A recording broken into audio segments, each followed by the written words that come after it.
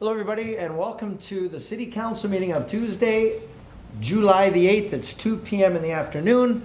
And as we start our meeting, first order of business is we're going to start by going in camera. And then once we're finished in camera, we're going to come back and continue out in open session. So what I need to go in camera is a motion. To go in, motion by Councillor Carriel, second by Councillor Nieuwesteeg. We'll call the vote. All those in favor? Okay, we're unanimous, so we will now reconvene in Committee 1 in camera. See you soon.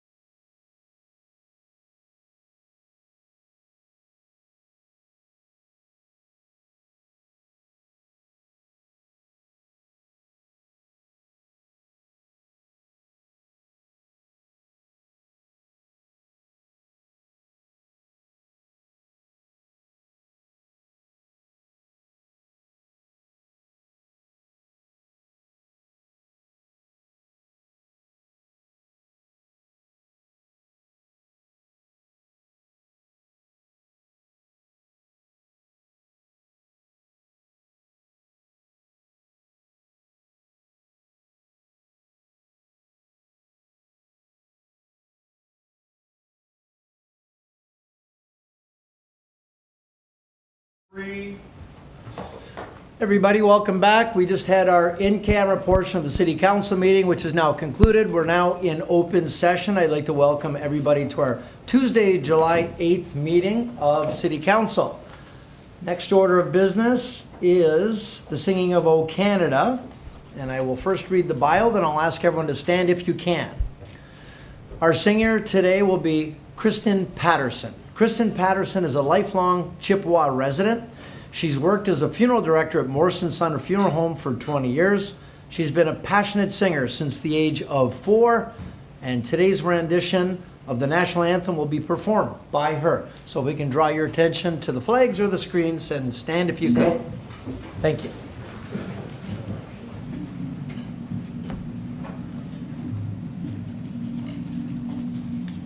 Oh, Canada, our home and native land, true patriot love in all of us command. With glowing hearts we see thee rise, the true north strong and free. From far and wide, oh Canada, we stand on guard for thee. God, keep our land glorious and free. Oh Canada, we stand on a guard for thee. Oh Canada, we stand on a guard for thee.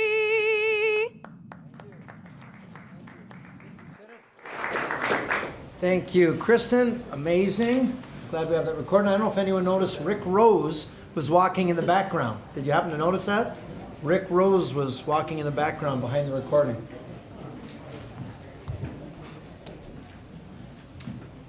With the aim of educating our community, I'd like to invite Michelle Elise Burnett, who's Bear Clan, Thunderbird Clan, and Métis to join us and share her testimony as we acknowledge and thank the Indigenous peoples who are stewards of this land for a millennia before us. Ani bonjour, kwe sego bonjour. Nawi kopa Indigenous kaz makwadoram nimkidoram nagadonjaba meti agonkwen kwe endao. My spirit name is She Who Is in the Center. My French English name is Michelle Elise Burnett. I'm Bear Clan, Thunderbird Clan, and I am from the Niagara region, and I'm also a Métis with Nipissing Algonquin roots. So as we begin your day today, I would like to share Indigenous ways of knowing and values on how to live with our kin in the natural world, and of course with one another. This way we can bring our minds together and start in a very positive and good way.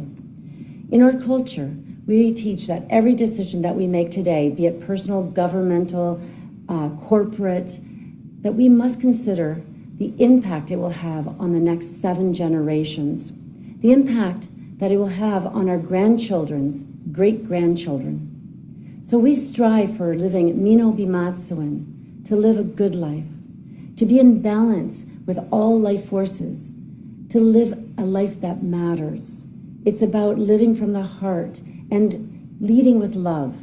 It's about seeing, listening, and feeling and speaking and acting with basically positive intentions and never with self-serving reasons.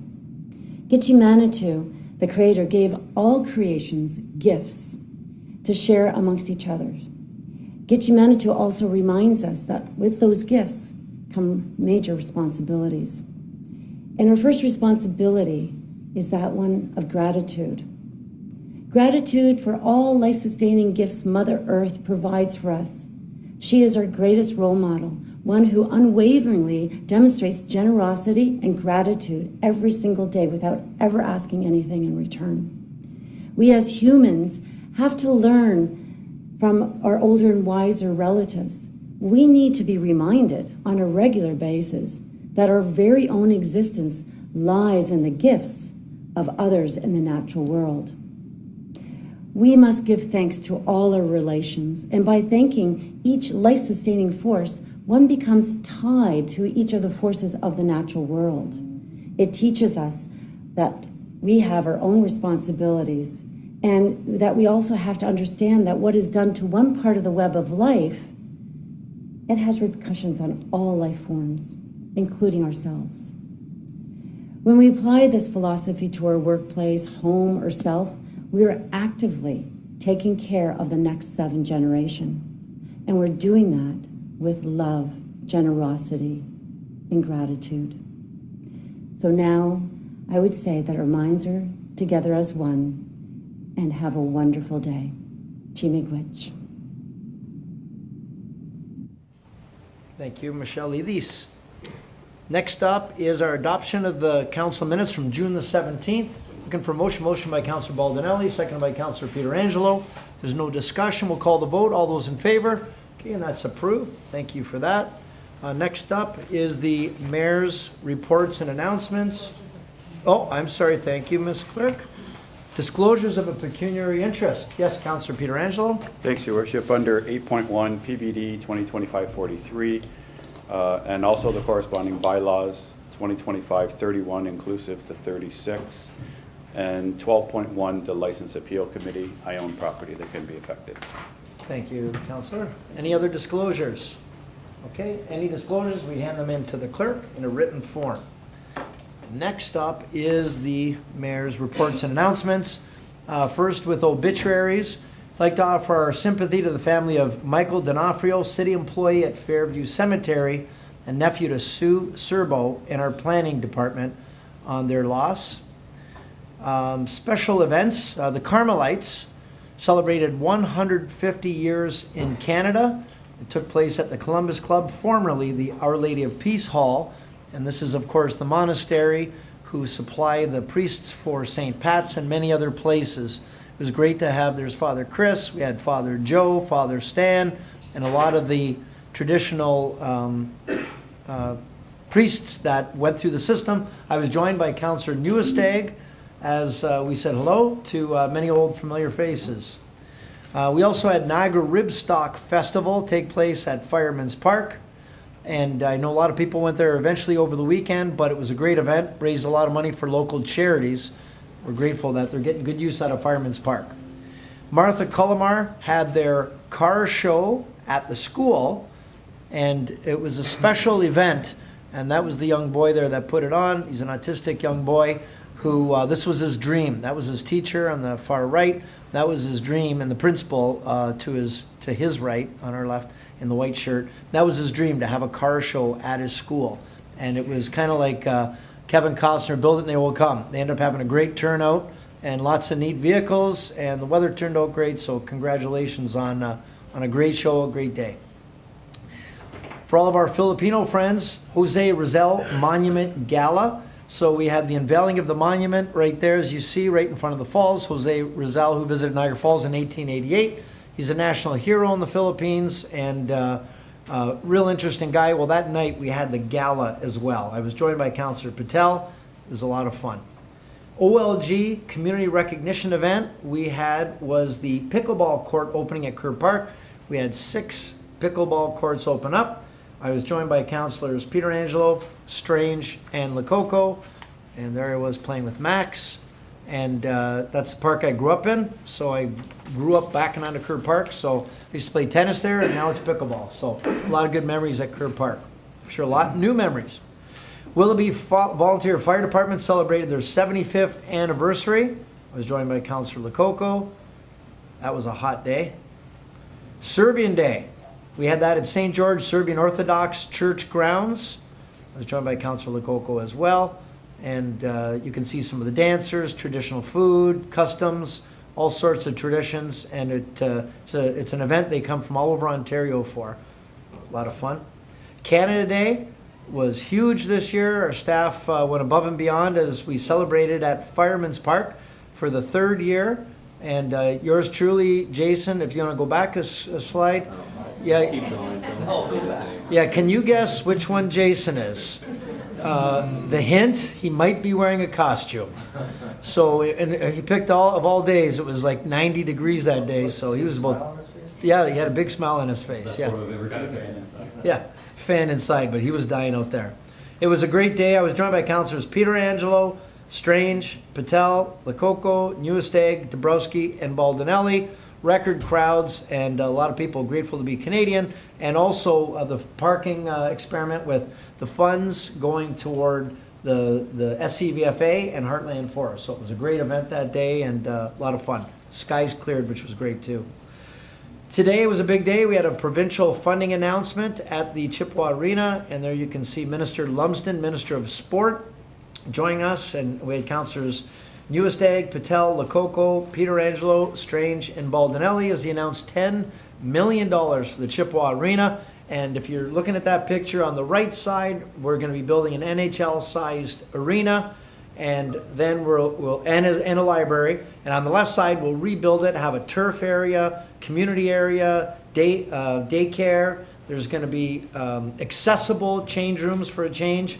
And there's going to be opportunity to do all sorts of different activities for Chippewa and the city of Niagara Falls proper. So it was a big announcement. We're grateful for Minister Lumsden and the Premier for making this announcement for Niagara Falls.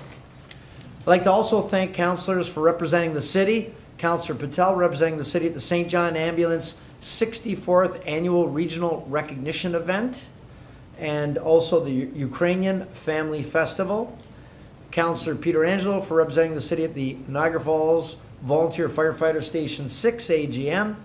Councillor Strange representing the city at the Jose Rizal Monument Unveiling, the Niagara Taekwondo Tournament, the grand opening of Paradise Donair and Kebab House, and the grand opening of Best Brains Learning Center, and also to Councillor Nieuwesteeg representing the city at the Jazz Festival Summer Series Kickoff, the St. Paul Graduation Ceremony, Kickoff, Canada One Factory Outlet Tent Sale, the Lundy's Lane Battle of Chippewa Commemorative Service, and I think there were no pictures for those, I guess, right? No, okay, all right. So to the councillors, when you represent the city, you got to get pictures in if you want us to do it.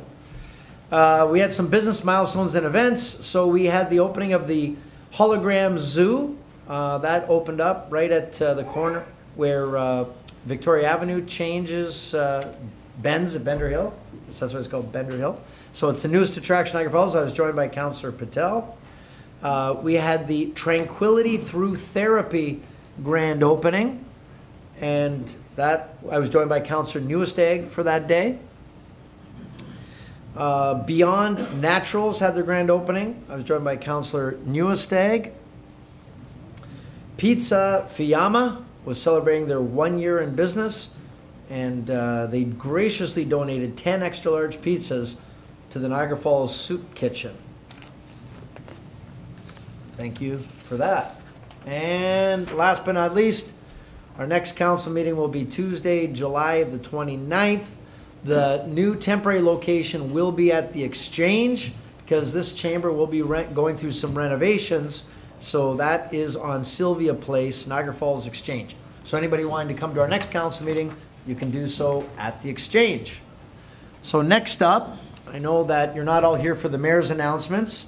I think some of you are here for other reasons, including civic recognition.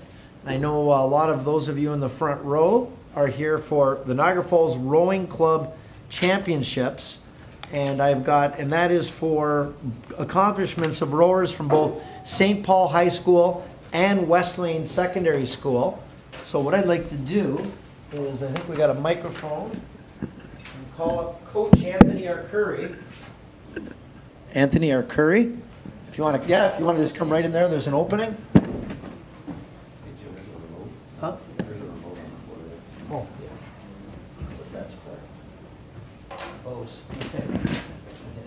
Good to see you too. All right, so Anthony, what I'm going to do, let me see here. Okay. Got some names here. Okay. So I'm going to ask our coach, Anthony, if he would please invite the players. And as you come up, there's the opening right there that the coach just came through. We're going to present you with one of these pendants. It says Champs, Niagara Falls Champs. And then we're going to stop you right here, and me and the coach we're going to do pictures. So if mom or dad or whoever wants to take a picture, we'll wait until you get your picture. And $10 a picture. Is that okay? It went up. It went up. Yeah, it went up. No. Okay, so does that sound good? So. Actually, can we make the head coach up? I'm not related. Oh. He's just a stand-in? Well, you go ahead. Invite your buds. I'll invite the head coach of the club is Werner Verbreken. He does all the work. I just take all the glory for it. So, yeah. That's what I do too. Yeah.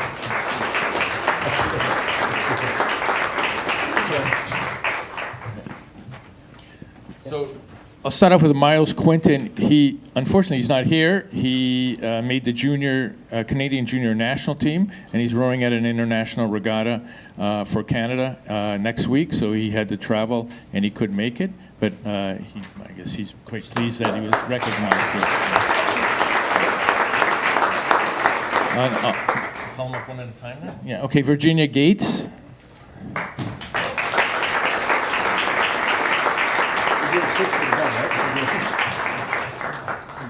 And Virginia also made the Canadian junior national team, and she'll be going to Lithuania in August to row for Canada. Wow.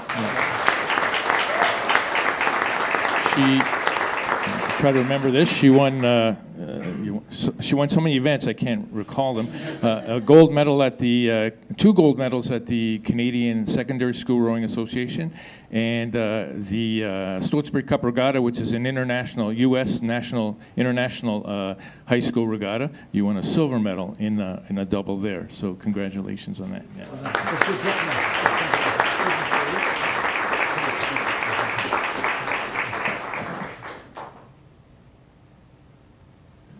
You can get up. Like, don't be shy. And I'm going to move this.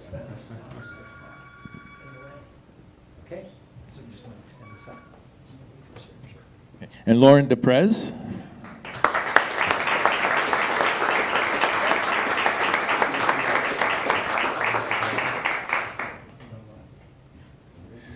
Lauren's a St. Paul student as well. She won a gold medal at the Canadian Secondary School Rowing Association with Virginia in the senior double. Even though she's only in grade 10, we had that confidence in her, and she came through. So congratulations.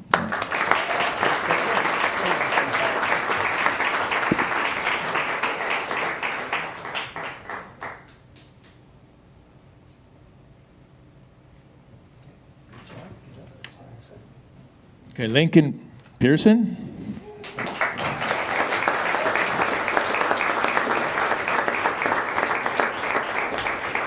Another St. Paul student. Let's see, silver medal at the Canadian Secondary School. I think I sent this to you, didn't I? Yeah. Yeah, a gold medalist at the Stotesbury Cup Regatta in Philadelphia, which is the high school regatta I mentioned, and a silver medalist in the mixed quad at the Canadian Secondary School Rowing Championship as well.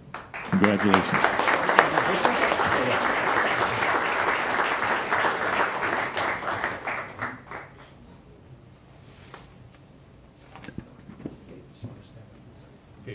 Christoph Takacs? I always pronounce your name wrong, yeah. Another St. Paul student. He just started rowing last year, so he had a little catching up to do with the others, and he did a great job at it. And he was a gold medalist in the boys double with Lincoln at the Stotesbury Cup Regatta in Philadelphia as well. Good job.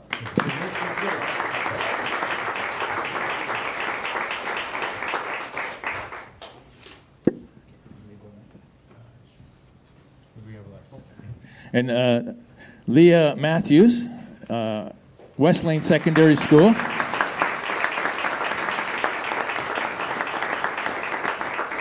She won a medal at the Canadian Secondary School Rowing Championships as well. And what's great about it is she's the first rowing medalist from West Lane High School. So, congratulations.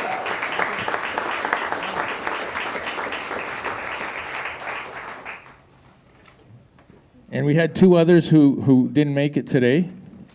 So we had Vanessa Gigliotti and Daniela Sexton. They were also medalists at the Canadian Secondary School Rowing Association Regatta. They're also both going off to university on scholarships. So congratulations to them. They couldn't make it today. Now, folks, we appreciate these are the coaches. They don't get paid. They do this for the love of sport, the love of youth, and they're trying to, these are going to be the leaders of tomorrow that are here today, and they give of their valuable time. And they do this because they're generous, because they're good people, and how about maybe we just, and we know it's the parents that bring the kids to their events, make sure they get their homework done, make sure they're eating well, getting their rest, and then, of course, these are the coaches that continue to help mentor these people, to turn them into good rowers and good citizens. So how about a big hand for our coaches in the club? Is there anything you wanted to share? Any stories you want to share? Any experiences? You say something. So anyway, the hard work continues. We have a summer program, and they're all involved in the summer program. And you know, if anybody wants to volunteer, our Achilles with the rowing club is we don't have enough volunteers or coaches. That seems to be the hardest part of the program. And raising money. So you always talk about money, right? So raising money to expand and buy more equipment. But we just went to a regatta this past weekend, the Central Ontario Rowing Association Regatta, and we had 7 gold medals from crews with 20 entries, so about 35% efficiency rate. And it's all these athletes doing it for and representing Niagara Falls. So just keep up the good work, and I hope we keep getting the support. The city's been a great support to our club as we're in Bucator Park, George Bucator Park, and they've always been very supportive, and we'd like to see that continue. So thank you very much.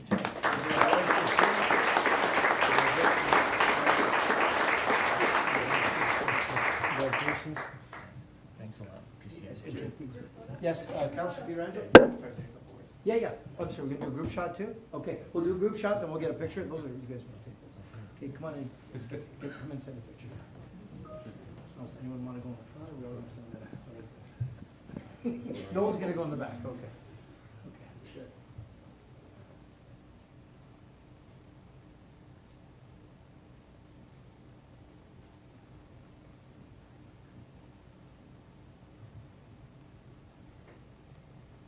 And Councillor Pietrangelo would like to say a few words just before you run away. Yeah, thanks, Your Worship. I just wanted to say congratulations to the athletes. I know when we went to the announcement today, Minister Lumsden was talking about, you know, partnerships and creating different types of opportunities, and obviously rowing in Niagara Falls is a different opportunity. It wasn't too long ago where the young kids in Niagara Falls were actually rowing out of Werner's house. And then Werner and Anthony actually came to the city and asked us to, you know, partner with them to start a rowing club. And, you know, it couldn't have been a better partnership, to be honest with you. So we're very happy that you're at George Bucator Park. We're very happy that you're still committed to Niagara Falls. So I just wanted to say thank you to Anthony and Werner. Obviously, it's been a success for all. Thanks very much. Thank you.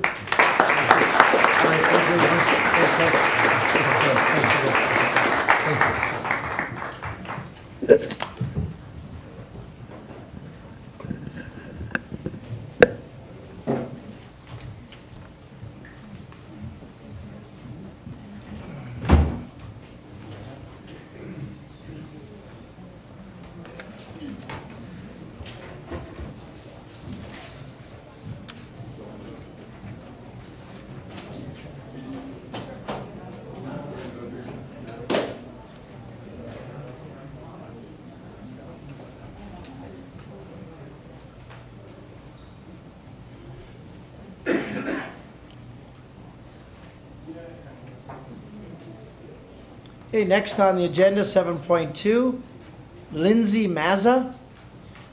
Is Lindsay Mazza here? Oh, there you are. Okay. Lindsay Mazza, she's an inspirational speaker, inclusive leadership expert. She wants to speak to council to share her lived experiences as someone with a physical disability and how it's impacted her career and her career change from being a lawyer to an inclusion leadership expert and a disability advocate. So Lindsay, welcome and congratulations on winning your 40 Under 40 award. Thank you. Thank you. Good evening, everybody. I met Mr. Mayor at the award, and by my surprise that evening, I won the best in class. So I was able to say a few words and share my journey, and wanted to continue the important conversation here tonight. And in order to do that, I just need to share a little bit about my journey from law to what I do now, which is inclusive leadership, consulting, speaking, and disability advocacy. So I was born with a physical disability called Holt-Oram syndrome, and I spent my entire life not talking about it, which sounds crazy. And I learned from a very young age that talking about it didn't serve me. I didn't receive the accommodations or accessibility requests that I required. My earliest memory was at the age of 6. Despite my parents putting accommodations in place at school, my teacher denied them to me. So I learned then that I had to start advocating for myself, and in order to do that, the safest thing for me to do was to create this barrier, work harder, figure out my own accommodations, and that's what I did. And when the time came for me to decide what career I would choose, I chose to be a lawyer because I thought I've been an advocate for myself my whole life. I'll use my advocacy skills to advocate for other people. And I thought the legal profession would be accessible, and it wasn't. I was denied my accommodations to write my law school entrance exams, and I had to appeal that process. Then I went to law school. The accessibility center was not accessible. Then I went on to practice in a profession that was full of barriers. The courthouses, not one of them is fully accessible, including here in Niagara region. And the legal profession is all about the billable hour. So there are no accommodations made for those who are already working harder. By the time I was 29, I decided I want to stop lining somebody else's pocket since I was working harder than everybody else, and I built a multi-city firm from the ground up. And I did all of this while hiding in plain sight. And then I lost my dad in October of 2023, and he had the same physical disability as me, had a legal profession, was a Superior Court judge, and also a disability advocate. So I lost my teammate, and it was in the loss of him that I realized that there are so many people out there who do not have an advocate speaking for them, and those people are people with disabilities. In 2022, the Canadian census confirmed that there are 8 million Canadians over the age of 15 identifying with more than one disability. That's 8 million people that are continuing to live in the shadows. So I took a leap of faith, I quit law, and now I'm using my advocacy skills to shift this very important needle.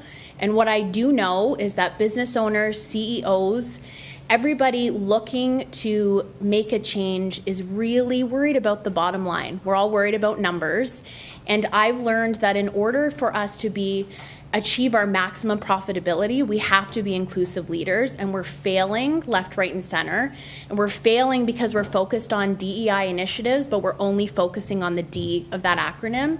We're only focusing on diversity. We're not focusing on inclusion or equitable opportunity, and that's where I come in. My work is to shift that and to create the change, and in order for us to actually create inclusion, we have to create equal opportunities. If we are not creating businesses and job opportunities where people with all abilities can even apply to those jobs and enter the building, we are not achieving the full spectrum of DEI initiatives. Government basics and compliance are failing. The world is not accessible, and I'm here to tell you from a lived experience and also as a lawyer. And the only way that we can change that is to start including people like me at the table. I don't see people like me at the table, never.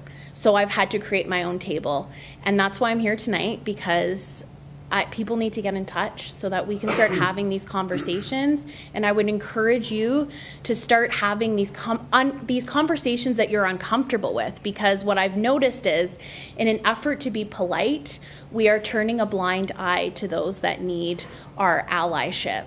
So in order to be an ally, let's start having the conversation, and please get in touch with me so we can start making the change, because we continue to come up against it, and people with disabilities, the numbers are increasing, especially with an aging population.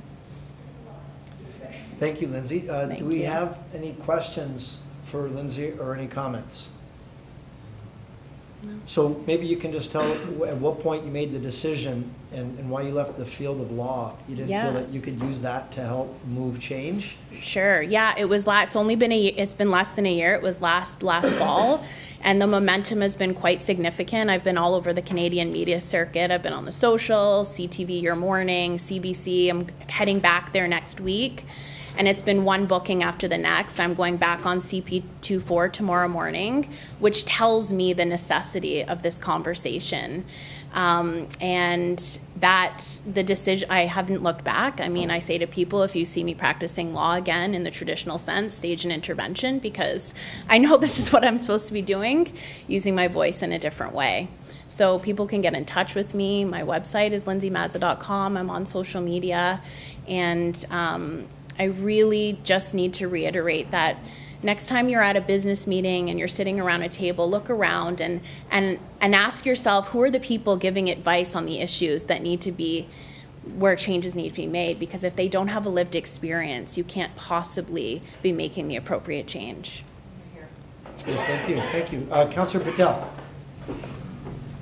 Thank you so much for sharing your story. And I love when you say your spirit, when you said there was no room on a table for me, so I created my own table. Yeah. That's what that message needs to get out, especially for young kids and anybody who's living with disability. They need to understand that, there's lots of struggles out there. Even though we think, as you mentioned, at DEI, it does focus more on diversity, not on equity and inclusion. Mm-hmm. I personally sit on DEI committee myself, and what you pointed out, it does actually ring a bell, because you know what, we don't see it from that lens. So we'll love to have information, and hopefully we can have you to come speak at one of our summit. It's basic. You have great knowledge, and I hope you can spread it and open people's eyes that their struggles are still out there and everything that is not accessible. And I know Councillor Coco sits on Accessibility Committee, and I think she'll appreciate that too. Yeah. So thank you very much for coming here and giving us deep knowledge of what is happening, and thank you so much for advocating for people who can't advocate for themselves. So thank you so much. Thank you. Thank you. Any other questions or comments of council? So maybe we can get a motion to receive the presentation of Councillor Patel, seconded by Councillor Lococo. If there's no further discussion, all those in favor? Okay, thank you for that. And Lindsay, I just want to say thank you. Appreciate your bravery and your advocacy and making the sacrifices to move this issue forward, because I know you represent a lot of people that maybe don't have the voice and certainly don't have the confidence to speak the way you do publicly as well. So thank you very much. Okay, thank you. Okay.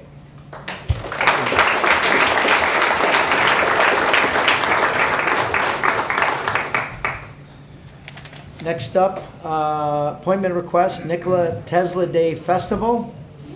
Borislav, is Borislav here? Okay, do we have some speakers here to speak on behalf of, pardon me? I can't hear. Aras? Is Aras here?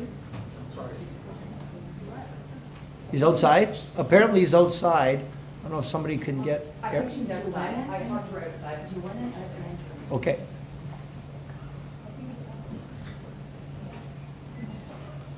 Sorry, folks. I'm on it, don't worry. Okay, thank you.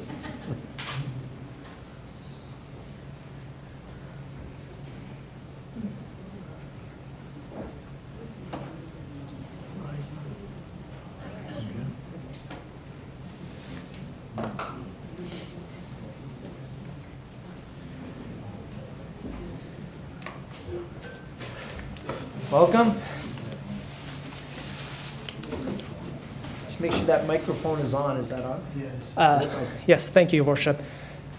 We have a video presentation, but before I start, I want to thank our clerk, Bill Matson, and Heather Lursula for accommodating our appointment, and thank you to the Director of Engineering, Nichols, for helping us with matter that we have.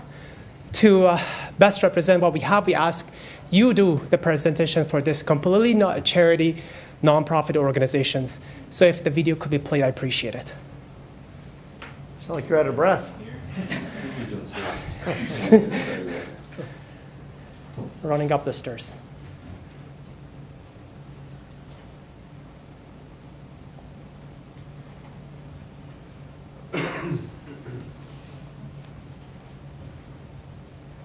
Do we have sound? Is there supposed to be sound with it? Yes. Maybe we can stop that clock and we can reset it, please.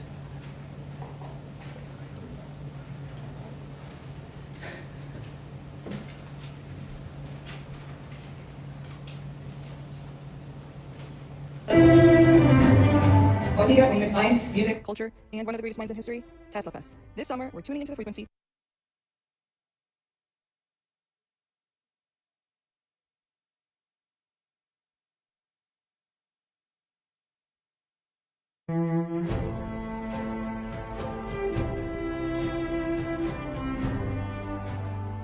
What do you get when you mix science, music, culture, and one of the greatest minds in history?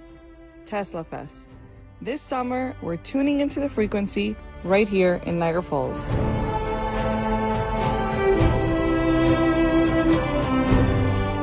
Nikola Tesla's ideas helped light up the world, and it all connects back to this place. In 2010, we celebrated our very first Tesla Day. 15 years later, that spark has grown global. Tesla Fest.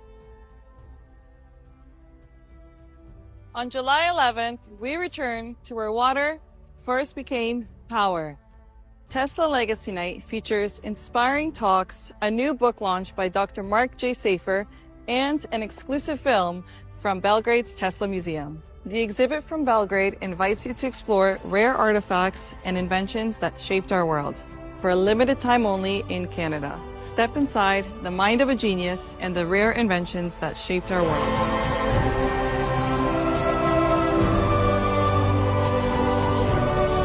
And on July 12th, we gather at Oaks Garden Theatre for the main celebration.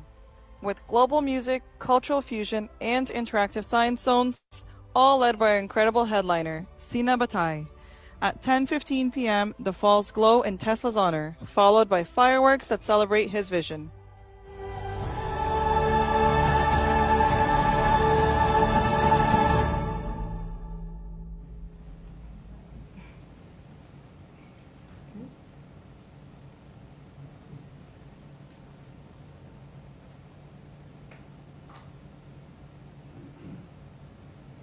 Tesla Day, where we're celebrating all things Tesla, and I can't think of a more appropriate place to do it than here in Niagara Falls, where about 118 years ago we opened up our Niagara Parks Power, which used to be called Canadian Niagara Power, where we harnessed the power of the falls to create electricity. It's the birthplace of hydroelectric energy, the gift to the world that started right here. So we celebrate all things Tesla right here in the parks. Can't think of a more appropriate place. Something we take for granted, something at a time. They considered witchcraft, the conversion of water to electricity, and something today we take for granted with our devices, our computers, our cameras, our TVs, and everything else. So today, happy Nikola Tesla Day.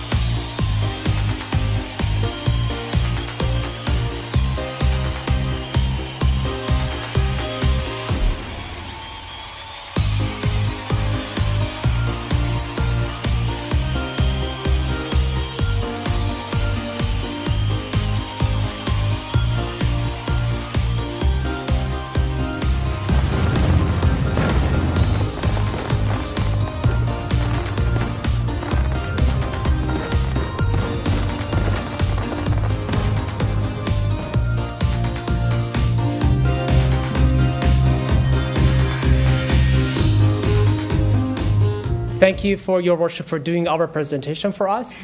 And I have with me Ioana, the co-founder of the festival, Broslava, the executive director. Due to family issue, could not make it in chamber. But Alexandra, on behalf of the team, would like to offer an invitation to the council. All right. Hello, everyone, and I'm Alexandra Zdielad, and I'm here on behalf of the team for Tesla Fest. I'd like to extend our warm welcome this year. We're celebrating 15 years of this wonderful organization and event. Thank you, Mayor Jim Diodati, for your endless support over all these years.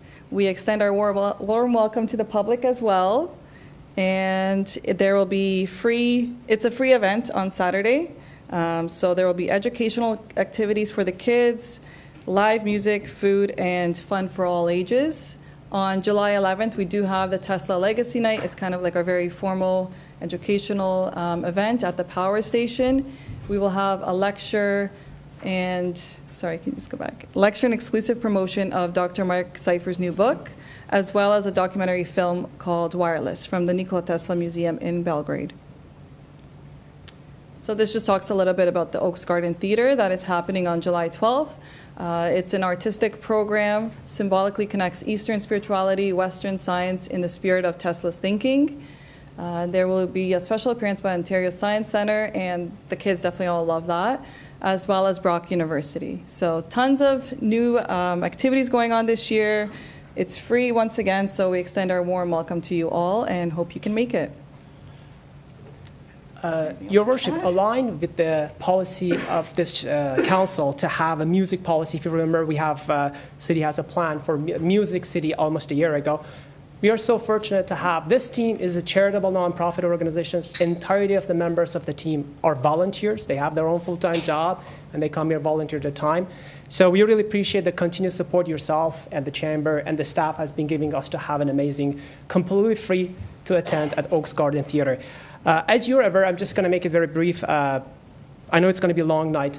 We have a little bit of requirement, and I appreciate Mr. Nichols is on top of it, but just to bring it to the attention of the council, we need one lane of traffic to be closed on Clifton Hill during the festival. So I understand Mr. Nichols is working diligently to have that done.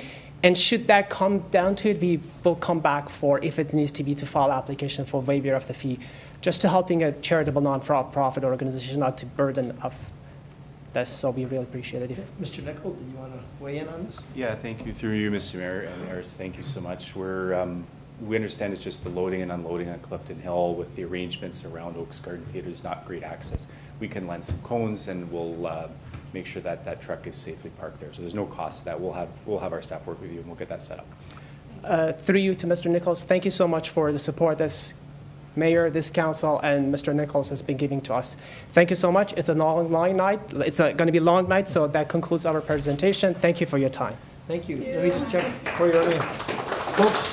All we ask is for decorum that we don't actually clap and cheer, but we do appreciate your excitement and enthusiasm. And I will ask council if there are any questions or comments for the presenters. So the event is going to be this weekend on Friday and Saturday in Queen Victoria Park. No. On Friday in Park Power Station. Friday's in the Niagara Parks Power Station. And Saturday is Oaks Garden Theater. Oaks Garden Theater at the bottom of Clifton Hill. Yes. Got it. Okay, very At good. 6 p.m. both days. Okay, 6 p.m. both days? Okay, super. I have this. And you have something? Yes. So she has a little bit of a pen she wants like to give to the... Okay, yeah, sure. If you want to pass those through, sure.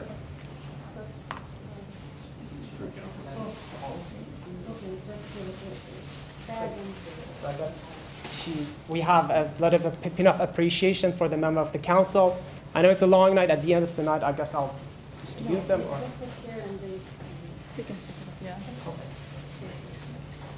Okay. Thank you very much. Thank you. Okay, thank you very much. Thank you. Maybe a motion to receive the presentation. Councillor Carriel, second by Councillor Nieuwesteeg. All those in favor? Okay, and that's approved. All right, thank you, ladies. Thank you, Harris. Thank you.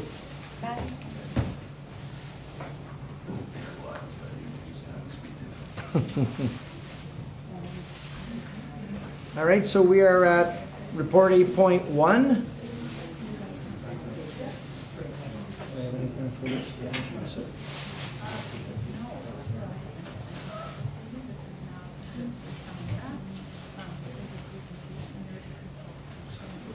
Okay, there she is. Okay, so we've got Shannon McKee, Associate Principal Planner from Landwise, and I know you're going to take us through a presentation. I am tonight. Welcome and thank you. Thank you so much. Good evening, Mr. Mayor, members of council, staff, members of the public. My name is Shannon Mackay, Associate Principal Planner with Landwise, and I am here on behalf of the report before you tonight for the authorization to implement a 14-month pilot project to implement new regulations and licensing requirements for owner-occupied short-term rentals. Can I control this?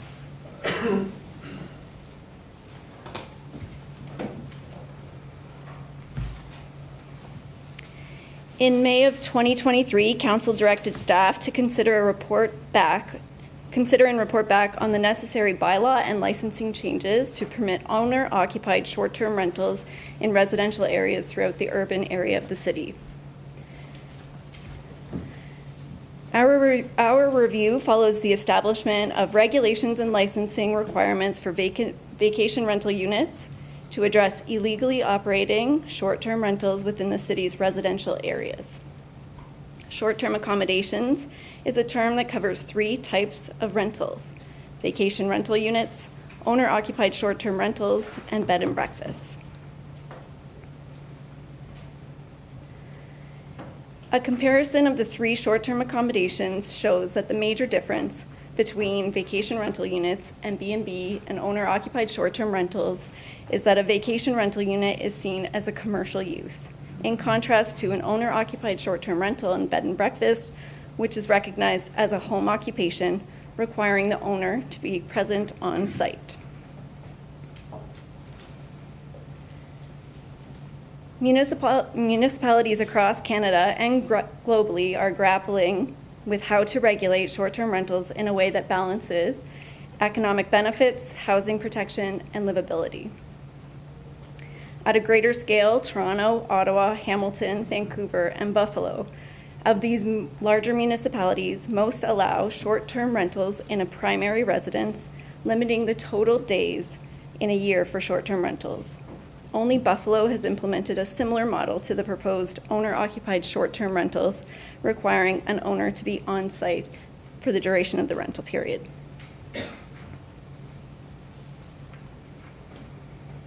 Most of the Niagara region municipalities allow owners to rent out their primary residence for short-term rentals between 28 and 30 days for a single renter.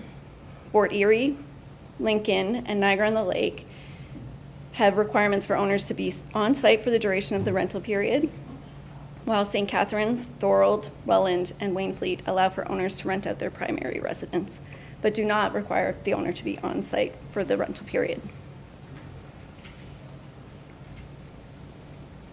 Sorry, there's that second slide there.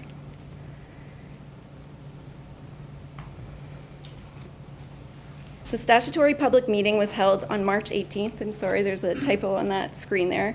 To consider the owner-occupied short-term rental regulations. There were 12 delegations at this meeting, both in support and opposition of the proposed regulations. The key takeaways are summarized here, and I'll go through them in detail as we go through the rest of the presentation. 1, the legislated notification requirements, impact on housing supply and affordable housing, considerations for the tourism industry, permitting and licensing requirements, and requested changes to the policy framework. With regards to public notice, in accordance with the requirements of the Planning Act, notice was provided for the statutory public meeting and published in the newspaper on February 22nd, 2025, and was provided to all of the prescribed bodies. The full process was supported by a robust public consultation strategy, which resulted in over 20,000 engagements. The consultation was completed in different forms to create the most opportunity for participation, including a public online survey, which had 289 contributions, a social media campaign, having 2,368 views on the Let's Talk website page and 17,000 views on the Facebook page, as well as a in-person public open house, which was held at McBain Community Center on December 9th, with approximately 30 attendees and 31 written submissions received.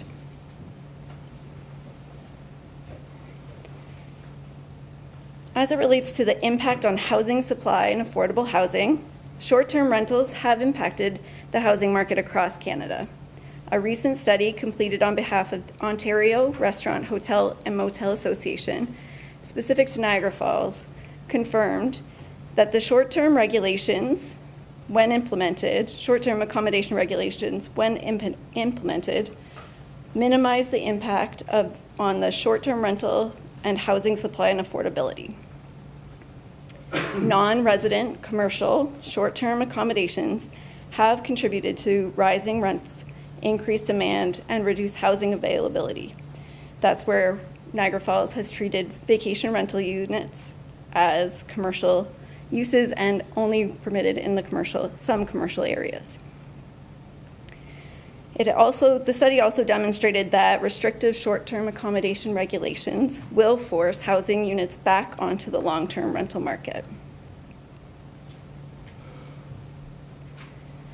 The proposed owner-occupied short-term rental regulations are one of the most restrictive models for short-term accommodations in comparison to other municipalities. The regulations require the owner to be on site for the duration of the rental period, be a fully self-contained unit, an additional dwelling unit, in other words, and provide additional parking for rental use. We know that with strong enforcement, any short-term accommodation that cannot meet the requirements would be forced onto the market, and that would increase the housing supply.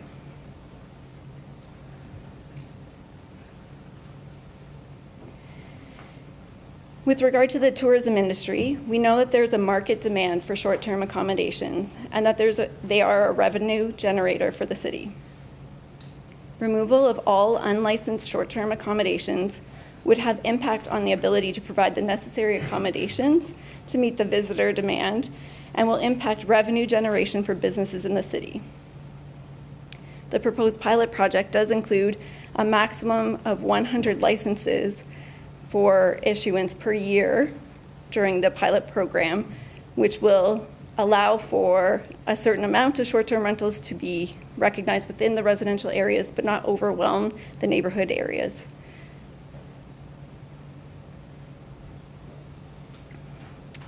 At the March 18th council meeting, it was implied that the city's process for inspecting residential units was unduly complicated and onerous.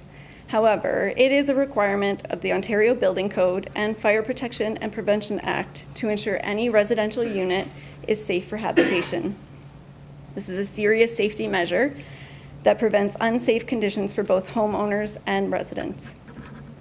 Any owner-occupied short-term rental will be required to have a license and meet the requirements of both the Ontario Building Code and Fire Code before occupation is permitted. In some cases, this may mean that the units must be improved or renovated to receive a license. Many of the delegates look to have the proposed regulations relaxed to provide more flexibility. Regulations related to the definition of owner, number of owner-occupied short-term rentals permitted on a site, increased occupancy, and reduced parking have not changed. These regulations maintain the use as a secondary use to the primary residence and ensure compatibility with the surrounding area. The 14-month pilot project will allow for the proposed regulations to be monitored and that any future revisions could come as a result of the data reviewed in the report back to Council.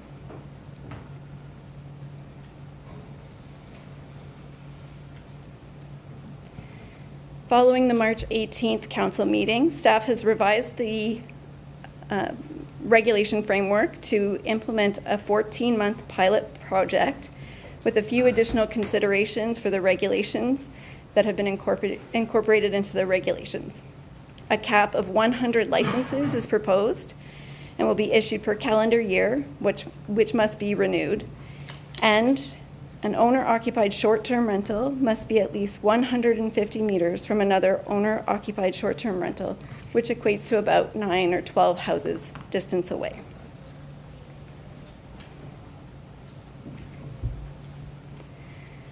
The pilot project would start in August of 2025, and licenses can be issued until September 2026.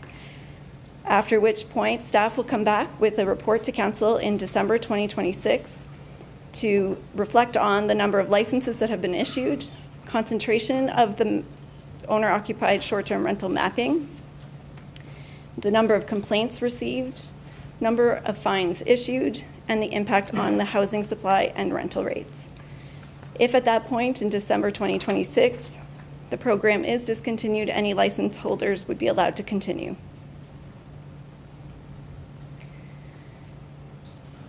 The proposed owner-occupied short-term rentals are located within most of the residential zones within the urban area. And the regulations that are associated with an owner-occupied short-term rental include that it must be the owner's principal residence, and the owner must reside on the property. The rental must be within a self-contained unit, and the owner is required to be present, and there's a maximum of one owner-occupied short-term rental per property, and again, 150 meters between another property with an owner-occupied short-term rental. Additionally, there's a maximum occupancy of 3 bedrooms and 6 guests, a maximum stay of 28 days, and an annual license is required. And again, with the pilot project, those licenses will be at a max of 100 issued per year. An owner-occupied short-term rental would also be required to provide additional parking on site. As a part of this report, there are proposed changes to the official plan, zoning bylaw 79-200, the licensing bylaw, municipal accommodation tax bylaw, administrative monetary penalty system bylaw, and the fee bylaw. That concludes my presentation. I am happy to take any questions that you might have. Thank you. Any questions of council for Ms. McKee? Councillor Strange? Yeah, thank you, Mr. Mayor. And thank you, Shannon, for the report. I know everyone's asking us about the illegal Airbnbs that are operating right now, and I know we recently did a blitz of them. Mm-hmm.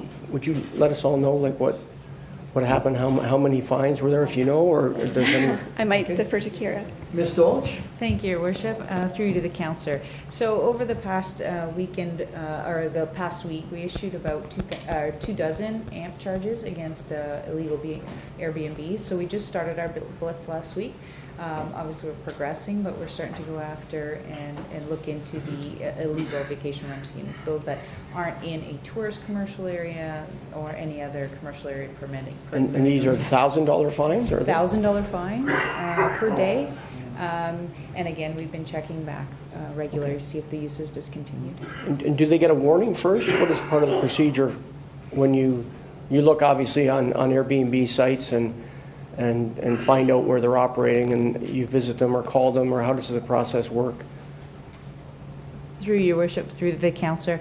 So yes, we visit them, obviously determine if they're operating illegally, and then issue the AMPS fine. In terms of, we did identify that this blitz was going to be happening, so we did communicate that out early on.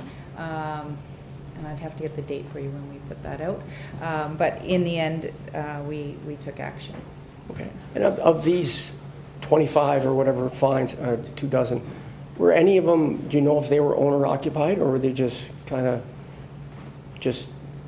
like people renting them and no owner occupied? And if there is, do we give them a chance in maybe this program, instead of giving them the $1,000 fine, give them the opportunity to help them, guide them through it, and maybe get a $500 license, and they'll save $500 at the fine, plus it'll be legal for the next 14 months. Thank you, Your Worship. Through you to the councillor. At this point in time, obviously, this isn't in place, so that's not something we can offer. So we have to enforce the fines in accordance with the laws that are currently in place. Should this come into play and go forward, obviously that's something we can offer as we do our enforcement and let people know that there is a license. So, for example, when we do fine or provide AMP tickets to these individuals, they do have the option the next day to come to the City Hall. If they are in a legal area, say they're in a tourist commercial area just operating without a license, they can come get a license. So if owner-occupied short-term rentals are permitted use moving forward, they would be able to come in and get that license. Okay, perfect. Thank you. Thank you. Councillor Dabrowski. Through you, Shannon, thanks for the presentation. Out of the 289 surveys that were returned, and there was 8 questions that were asked, was one of the questions, do I want this in my neighborhood, or were they more open-ended? I know there was a report, I don't have it in front of me, but where the survey questions were asked, but I'm just trying to get some feedback, and there's no graph or chart, but I'm just trying to see out of the 289 residents that responded, how many actually were in support of it, and how many were against it. Just give me a second, I'll pull up the survey results. So you're right, through you, Mr. Mayor, there were 8 questions asked. And as it relates to, do you want it in your neighborhood, there was a question.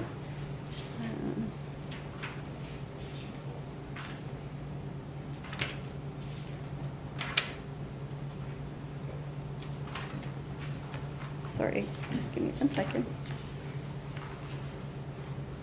Yeah, so question 7 was, bed and breakfasts are permitted in various residential areas in the city of Niagara Falls. Do you support permitting owner-occupied short-term rentals in residential areas? And the percentage was a little in the favor of no, just over 50%, and just over 41% was a reply of yes. Okay, great, thank you. And then one more question through you. In terms of economic impact, if we were to allow 100 owner-occupied rentals throughout the course of a 14-month pilot project, how many tourists would that draw into the city, or what would that mean in terms of economic impact? It could potentially affect 100,000 residents here in the city of Niagara Falls, but how many tourists out of the 12 to 14 million that we draw each year into our city, how many would that actually equate to if we were to allow 100 licenses for the first 14 months? And you don't have to answer that now, maybe you can come back to me, but I'm just trying to make sense of it. I did some quick math based on what ifs, but the numbers of unlicensed Airbnbs differ between 1,500 and 2,000. So if you look at, I equate it to the same as, if most Airbnbs don't operate 365 days a year, most of them only rent between 60 and 100 and some odd days a year. But it's, it would be the equivalent of removing 10 to 15% of your hotel rooms off the market. If we have about 12,000 hotel rooms and 1,500 or 2,000 Airbnbs, also the challenge is more than a quarter of the people who travel want to stay in an Airbnb and want that type of provision. So if you're not providing that type of accommodation, they may choose to stay elsewhere. The biggest challenge with Niagara Falls tourism, which we're always trying to address, is overnight stays. We'd like the people to stay in Niagara Falls because your increased spend is here when you stay overnight. But if they stay in St. Catharines or someplace else, you're not going to get that additional spend. So, we kind of look at it as it's probably somewhere between 15 to 20% of the inventory that's there that, in theory, would be removed. So if you take the economic spend per overnight stay of $300 or $400 a night, it starts to add up significantly. So that's the challenge. That's the other side of the equation, and it kind of lines up when you look at travel patterns of 25% of the people want to stay in an Airbnb and want that kind. It kind of makes sense how many Airbnbs we have in comparison to our hotel room inventory. I think you kind of answered my question, but I'm just trying to figure out how many out of the 100 per year, if we did just quick, how many tourists would that equate to? I did quick math, I'm thinking 20,000 people, but it could be upwards of 100,000, but is it? No, the 100's not going to be significant on the economic impact. Yeah. It's the economic impact issue is going to be the removal of the 1,000 plus non-compliant ones. Okay. So I guess to answer my own question, it would be around 20,000 out of 100 new licenses. If we were to approve this and allow this in our city, the economic impact on a 14-month pilot project would be about 20,000 tourists, give or take. Okay, thank you. Okay, thank you. Councillor Boldenau. Thank you, through you, Mayor. Thanks, Shannon, for your presentation.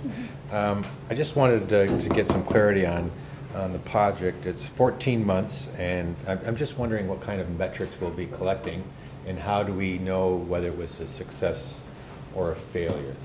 Right. Through you, Mr. Mayor, to the councillor.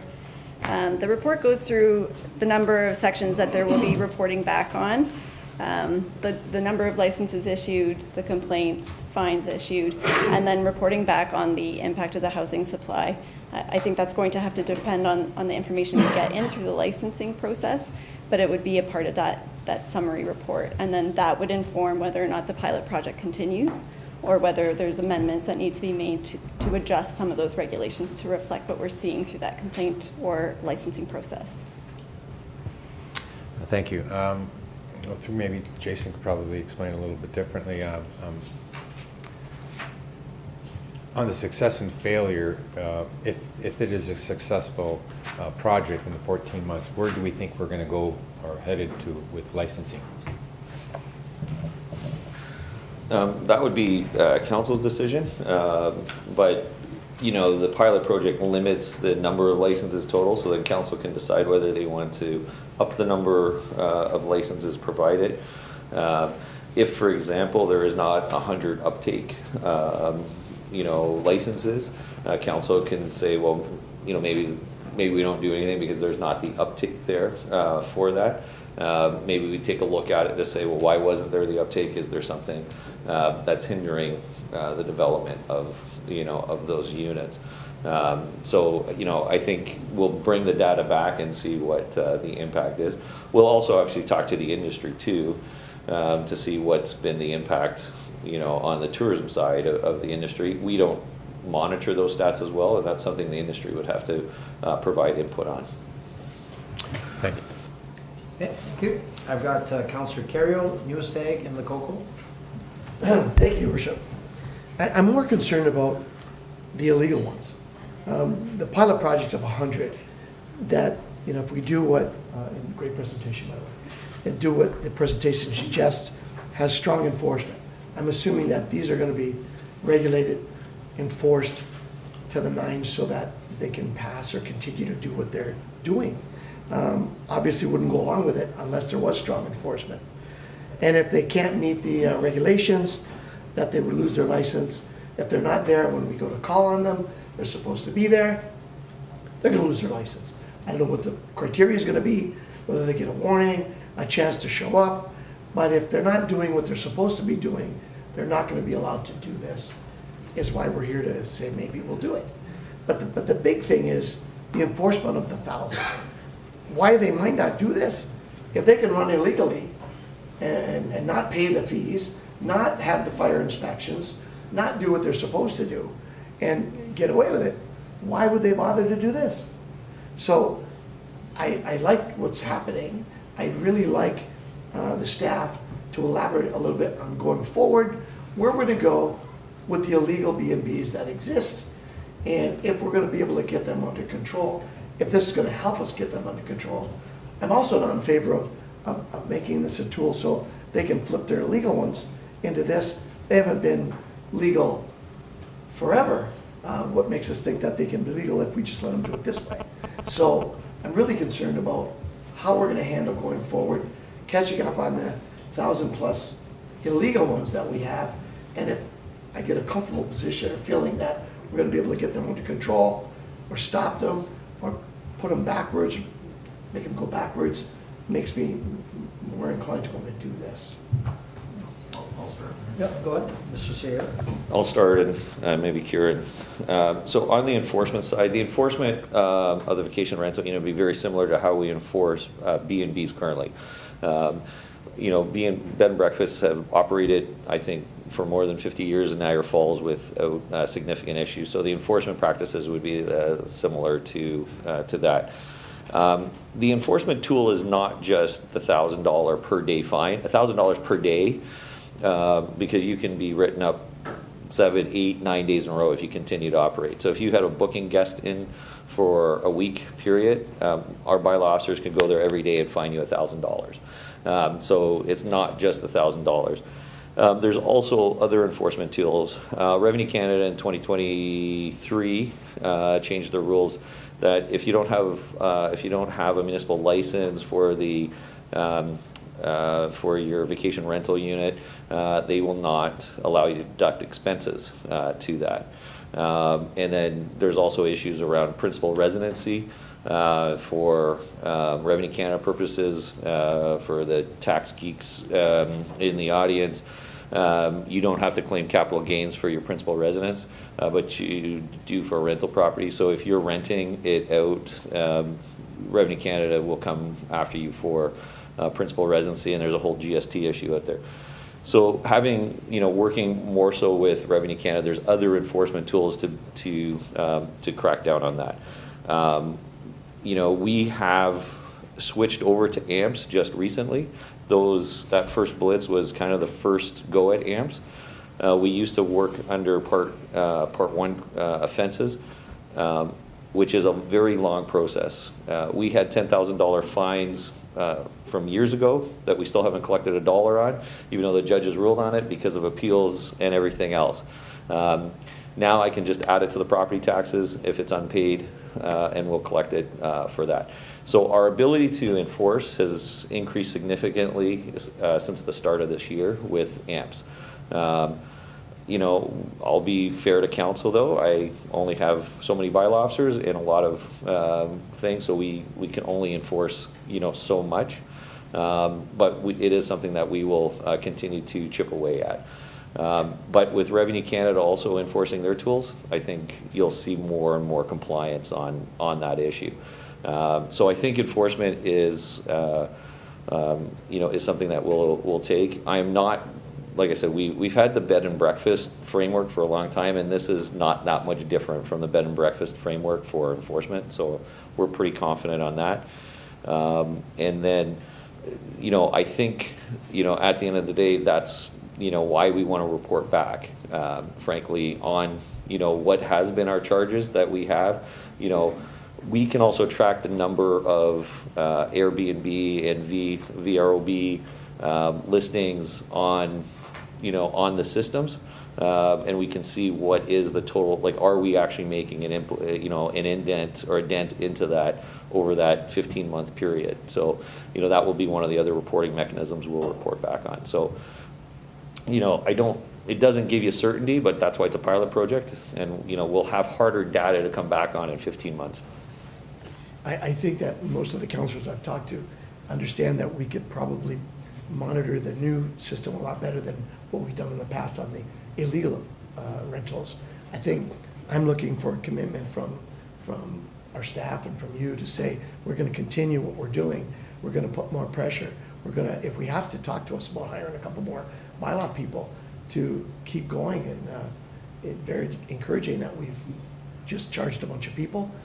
I'd just like to see it continue, ramp up. I'd like to see that number of 1,000 or 1,200 or whatever it is, illegals, down to a manageable number. So I'm looking for you to give us comfort that you're going to continue on this.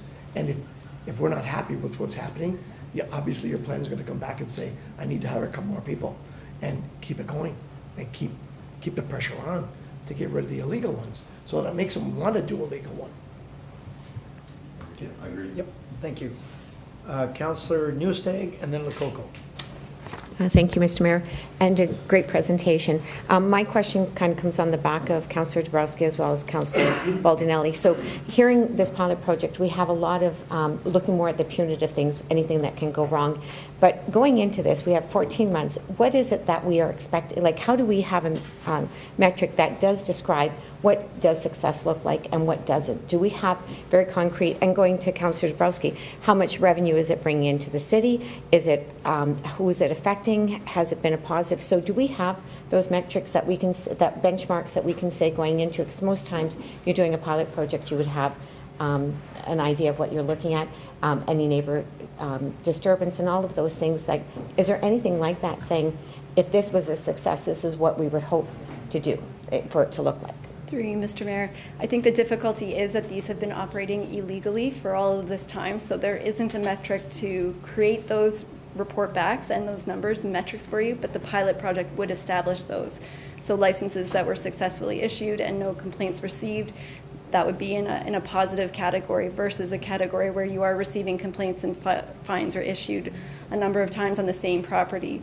So the pilot project would establish that exact metric framework where you would be able to assess how the project has implemented the regulations appropriately and whether or not it should continue as a full project and a full permissive regulation to allow these in the residential areas. And through you, Mr. Mayor, now I'm finding that very subjective. So because there could be, so we could end it with somebody, one bad or two bad circumstances, a lot of people being loud about it and the whole thing goes away. Whereas yet it could have helped somebody stay in their home, addressed affordability, added a new complement to the tourism industry that fills in a gap from what we already, that we may not have, improve homes and things like that. So can we have a stronger matrix that says, by doing this, this is what we hope to have. So, going through it, I listed about 8 different things that I saw as a positive for doing this. So with it, can we say this would be a success, this would be a medium, or it's not working at all? Yeah, we'll bring that to our CAO to help answer. Yeah. So, good question, Councillor. So, to me, a success would be, so on the first one, number of licenses. So, if 100 people sign up and we reach our cap, that's a success, and that's a good sign, because people are willing to make the investment to have a legal unit. On the number of complaints, we look at complaints as we average, I think it's over 50 complaints a day, just regular business. So if we know we have 100 VRUs out there and we had 2 complaints a year, my ratio of complaints to that VRU and the nature of the investigation would be low. So that's a stat that we're looking at, because we know from bed and breakfast, our complaint per unit is low, and we want to say for owner occupied, it operates the same as a bed and breakfast. So I think that would be the 2 success stats, because that's the 2 biggest hurdles that we see, and we'll be able to attract that. For whether it was profitable for the owner, or that the one challenge with an owner occupied Airbnb unit is most people want whole home. They do not want they don't want the owner there. So that will be determined if you'll see renewals on that license, whether people kind of said, yeah, that was worth it for me to go. But I look at it as if we got 100 people to put in 100 legal additional units, whether they go into the vacation rental market or they become an in-law suite, or they become a suite for a student later on, that's all good for us from a housing strategy point of view. So to me, those are on the success side, we'd like to see the 100 built, because we know we got 100 legal units. On the complaint side, we want to see low level of complaint. And what I'd like to see is more people asking for licenses, because it made economic sense for them to put a $40,000 or $50,000 investment to create a legal second unit, or more to create that legal second unit. So that would be one of the successes, that if we're come to you in 16 months time or 18 months time, and there's 100 more people saying, give me 100 more licenses, I think that would be a sign of success. Okay, so through you, Mr. Mayor, exactly what I'm asking for. So if we can have those things, because you've already outlined them, so we can come back in 14 months saying this is where we started in July of 2025, in October, I think that's the end of 2026, these were the things. So we had so many licenses. To Councillor Dabrowski, this is the kind of money that we brought into our community, housing affordability. So to have really concrete things to say, and more objective than subjective as well, that we can measure it. Also that anybody who's going to get one of these licenses, that they're prepared to answer questions, because if it's a pilot, that they've got to be able to provide the necessary feedback so they understand that they're participating in a pilot project as well. That's actually a good point. We can add that to the licensing requirement, that they provide some information on the feedback. And then obviously on the enforcement statistic, you'll know by the numbers. If we come back to you and we say we laid, we go from laying 10 charges a year to laying 300 charges a year, council will make that measurement as far as success on the enforcement of the illegal side. And that's where my question was, because I saw so much being very heavy on the punitive, but yet there could be so many good positives, and I didn't want one, or like the loud noise here, affecting something that could be very good for our city. So thank you very much for your presentation. Thank you, Councillor. We've got Councillor Koku, and then Patel.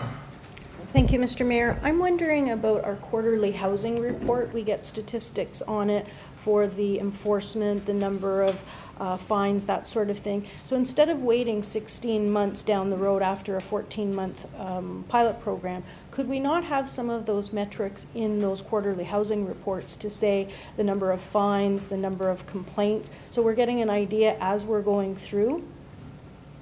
I don't care. Ms. Dolch? Thank you, Your Worship. Through you to the councillor. Yes, we can add those to the quarterly reports. We can add, as we go, how many licensed, similar to what we're going to start now. That would be helpful, because then we're not waiting the whole time to find out. I think this would be good. The other question I had goes along, how do we ensure that it's owner occupied? I've had a lot of residents contact me about some of the comments in the report. Specifically, it references that the records in the registry office, that's not really evidence that somebody lives there. That is evidence that somebody owns the property. So how can we prove that somebody lives there? I know that there's stories out there that people go and change their driver's license and then come down to City Hall. I know those things are going to happen, but is there something that we can look at? Sometimes there's you have to get your picture taken as a host. Are there things like that we could look at to ensure that it is the owner occupied? And it does talk about only accurate documentation. No, it talks about referencing documentation. My question is, what documentation? Because realistically, the only documentation is somebody's tax return. Yeah, I don't want to give away all the enforcement tactics that we use, but there is investigation. Just to be clear, we just don't, when one of our officers lays one of these charges, they undertake investigation beforehand to do that. And it's no different than how we enforce on the bed and breakfast. And in the bed and breakfast, there has to be an innkeeper on site on a regular basis, and our team has tactics to ensure on that basis. You know, as far as there's owner registration, there is greater now compliance with CRA and the Ministry of Finance on those issues. So if someone wants to claim one house as that they're owner occupied for this VRU, but they're living in another house, then they've given up their capital gains exemption on that other house. You know, so they can't go pixies and choosies with that with CRA. So the CRA becoming more involved in this issue enforces some of that stuff also. You know, but you know, at the end of the day, the vast majority of owners or of rooms, it's kind of broken into two categories. There's the top owners or hosts on Airbnb. They own multiple properties. A lot of them are corporations, and you know, and therefore they're going to be out of this area. And then you have a whole bunch of people who only rent 50, 60, 70 days a year, and they're not going to jump through all the hoops to do that. So it's really that concentrated minority there of multiple owners who are trying to do that, and that's where our team tends to investigate, you know, spend a lot more time on the investigation.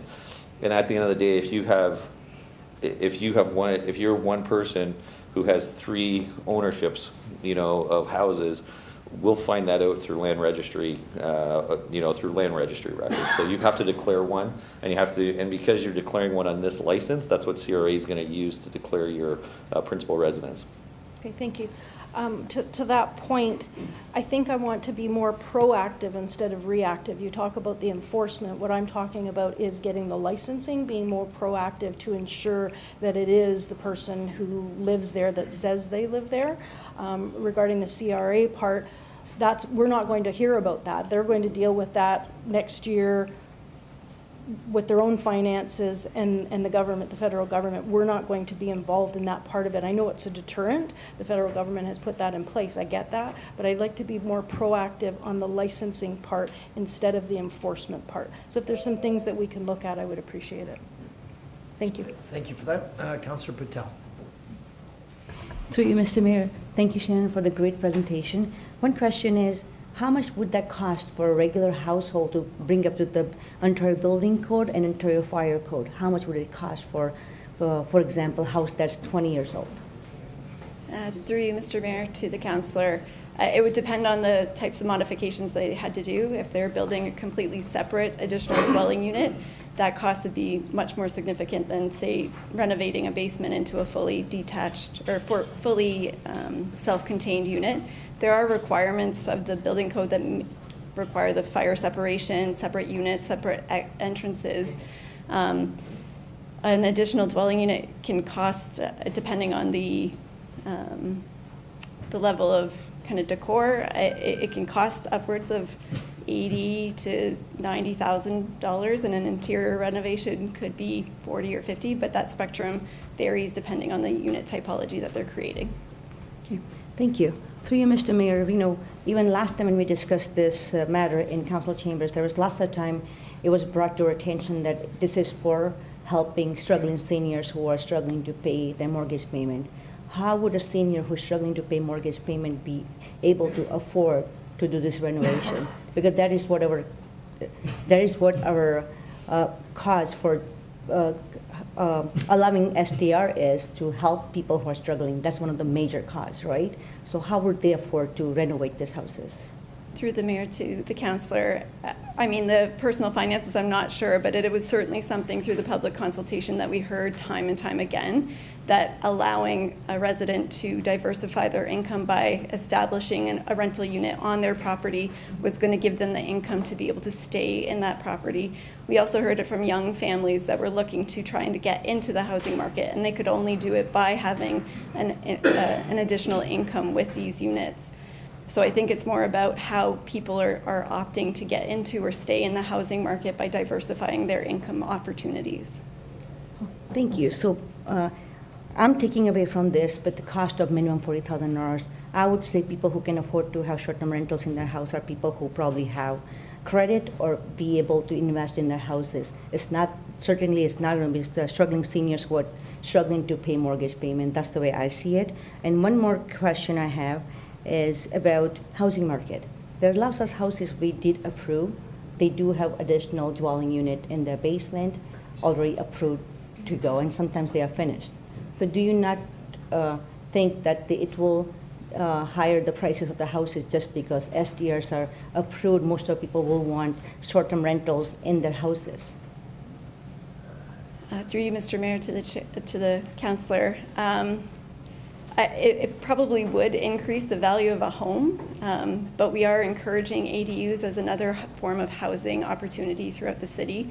The short-term rentals is maybe a mechanism for those ADUs to be developed and to be afforded to be developed, but there's nothing about the regulations or these requirements that may require them to be maintained as a short-term rental, and they could switch over to a long-term rental or to an accommodation for a student or a child or an aging parent.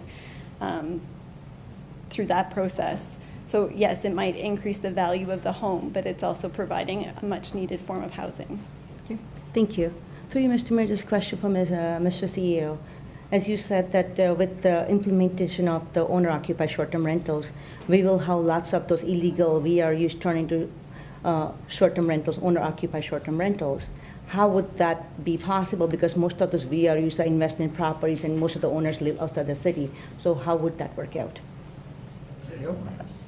Yeah, no, I think if they're not owner-occupied, they're going to exit the marketplace. That would be they're not if they're owned by someone outside or they're multiply owned, they would have to exit that market and return to the market. Yeah, but they are already operating illegally. Why would they care what laws we have in place? That would not affect them. It only affects the people who are operating legally. Yeah. When you operate illegally, no laws apply to you, no matter what they are. Until you get caught, and then if you start racking up $1,000 a day fine, once we fine individuals, I think there's going to be release of information, and CRA is now requiring you to submit your licensing form. So you're going to be losing deductions by CRA. You're going to be facing $1,000 a day fine from us, and it's not that profitable. You're not selling these rooms for $5,000 a night where you can afford $1,000 a day fine, not being able to deduct your expenses and stuff. You will have to exit the marketplace. If someone's operating illegally and we don't catch them, that's a reality with anything. But we want the percentage to decrease, and we want people to do the right thing. We'll continue to enforce on that, but at the end of the day, we now have the tools in place to more easily enforce and to force people's decisions on that matter. So that's the best we can do at this point in time. But $1,000 a day is a pretty significant fine. Okay. And two follow-up questions, through you, Mr. Mayor. You just explained that, it was our first blitz and we did catch about 24 illegal VRUs. With our current staff, we only have certain limit what we can do. So for example, if we have 100 more owner-occupied short-term rentals, we will eventually will have to hire more bylaw staff. And how much that would cost the taxpayers? Well, if we collect $1,000 a day, I don't pay my guys $1,000 a day, so I'm okay with that. It will, like, at the end of the day, you eat an elephant one bite at a time, and so we'll start taking those bites out of it. People will react to it. It's a known community out there. They will react and they will change their approach. But if I can get my guys to do 2, 3 fines in a week each, plus their other duties, I don't want to say we're going to make money out of these. That's not the goal of bylaw enforcement. We are trying to get compliance, but the cost issue will take care of it. We want to see what the impacts are of this. Yes, Councillor Cario said, we may have to come back as staff to say, listen, this is our pace. This is what we're doing. Council approved 2 junior bylaw officers last year. That was part of the strategy moving forward. We may come back and say, listen, approve another FTE count. It's not really going to hit the levy because they're going to generate enough fine revenue anyways. And I may be here come October, November budget time asking for more staff because of our track record going forward. So I'm not worried about the cost of enforcement because I think I get that back. Yeah, that's the only way if we catch people, because there'll be lots of illegal will be running that we will not be able to catch. So I think it will be costing us lots more than what we will collect. That's the way I see it. Thank you. Councillor Lococo, and then Dabrowski. Sorry, I forgot one question. The hosts need to provide a $2 million insurance policy. Is there a mechanism within the insurance policy that they have to mark off that they are living there, that it is owner occupied? Maybe through to the CAO? The insurance company has to recognize that they're using it for an Airbnb, and that ups their insurance cost actually. So one of the things that we have been doing is we've been notifying the mortgage holders of the properties and the insurance company. So the insurance, I'm not going to rely on the insurance company to say that that's the owner and they're occupied at the end of the day. I just want to make sure that they have appropriate insurance. We'll figure out through other means whether that owner is actually occupying the property appropriately. But the key thing with the insurance requirement is A, we want them to have adequate insurance if something happens, and B, we want the insurance company and the mortgage holder to know that they are operating a commercial activity on that property, because it does change the insurance requirements. And in fact, it's becoming more and more costly for Airbnb owners to acquire insurance. It is more costly for the Airbnb, but you would think it would be less risk if the owner was there. So I'm wondering if the insurance market will be changing, and if they are putting that in there, that I think that's something that we need to be looking at to ensure that it is owner occupied. Just a suggestion. Okay. Thank you. Councillor Dabrowski, and then we're going to go to some of our registered guests. Yeah, through you. My initial fear was that this would cause a lot of potential community disruption. Now, after hearing what Councillor Patel had to say, and if it's not the seniors that we're looking to assist with subsidized income through rental, if it's not new homeowners or young homeowners that we're looking to utilize out of these licenses, it's people that are looking for credit to bring these houses up to snuff to become these short-term rental units. And if we're championing this idea, and if we're encouraging people to do this, what if they don't rent them out? What if the economic impact isn't what we thought it was, and we find ourselves in 14 months with homes that people have sunk hundreds of thousands of dollars in, and they're not able to recoup that revenue? That's just the point I'd like to make. But my last question is, to Mr. Burgess's point, if somebody gets fined $1,000, they're not going to operate the very next day. They don't want another $1,000 fine. They can't afford it. So what was the cost to close those 24 licenses down? How many are left? And to clean up the current mess that we have in place, what will that cost the taxpayer? And how long will that take until we get to the position that we want to be in, that we start from a clean slate, and we can allow these 100 new licenses to come into place? Well, you're never going to start from a clean slate. At the end of the day, you got 1,500 plus Airbnbs out there. So this council passed a bylaw a couple of years ago, and it didn't do anything. So you do need the enforcement. At the time of the passing of the bylaw, the enforcement, like I said, we're still operating with cases from a couple of years ago. So there is no concept of a clean slate. We have to deal with the problem, and we're going to move ahead with the problem. The $1,000 a day is a much more efficient way to deal with this, and because we can apply it to the property taxes, it's, you know, and if you don't pay the fine on the property taxes, it's 1.25% per month that the city gets to charge on that. So we are not the friendly neighborhood bank for owing us money. So, you know, I don't see this as a cost to the taxpayers. But even if there was a cost to the taxpayers, at the end of the day, everything I do to enforce, it costs me hundreds of thousands of dollars to enforce grass cutting policies. It costs me hundreds of thousands of dollars a year to enforce graffiti policies. Those are the bylaws that the city has maintained for a variety of reasons, and it costs us to enforce it. This bylaw, yes, we will enforce it, but it's not going to cost us anything, because in this case, I have enough revenue coming back on that it will essentially, for a period of time, like, I'm never going to budget this because I don't want to get reliant on that, but for a period of time, our revenue will be higher than our cost. But when compliance comes into place and those number of illegal Airbnbs are down, we won't have that revenue. We'll only have that revenue for the first year or two while we're out hammering people on that. So, but I don't view this as a cost to the taxpayer. Like I said, we'll recover our money. We'll be in, you know, bylaw would be in better financial position probably at the end of this year than it has in prior years because of it. So I don't see it as a cost.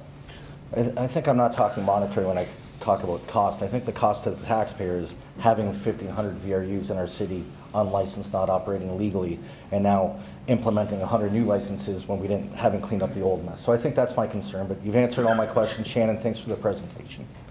Thank you. So now we're going to go to our registered guests who have asked to address council. So the 6 names, and we'll do them in this order.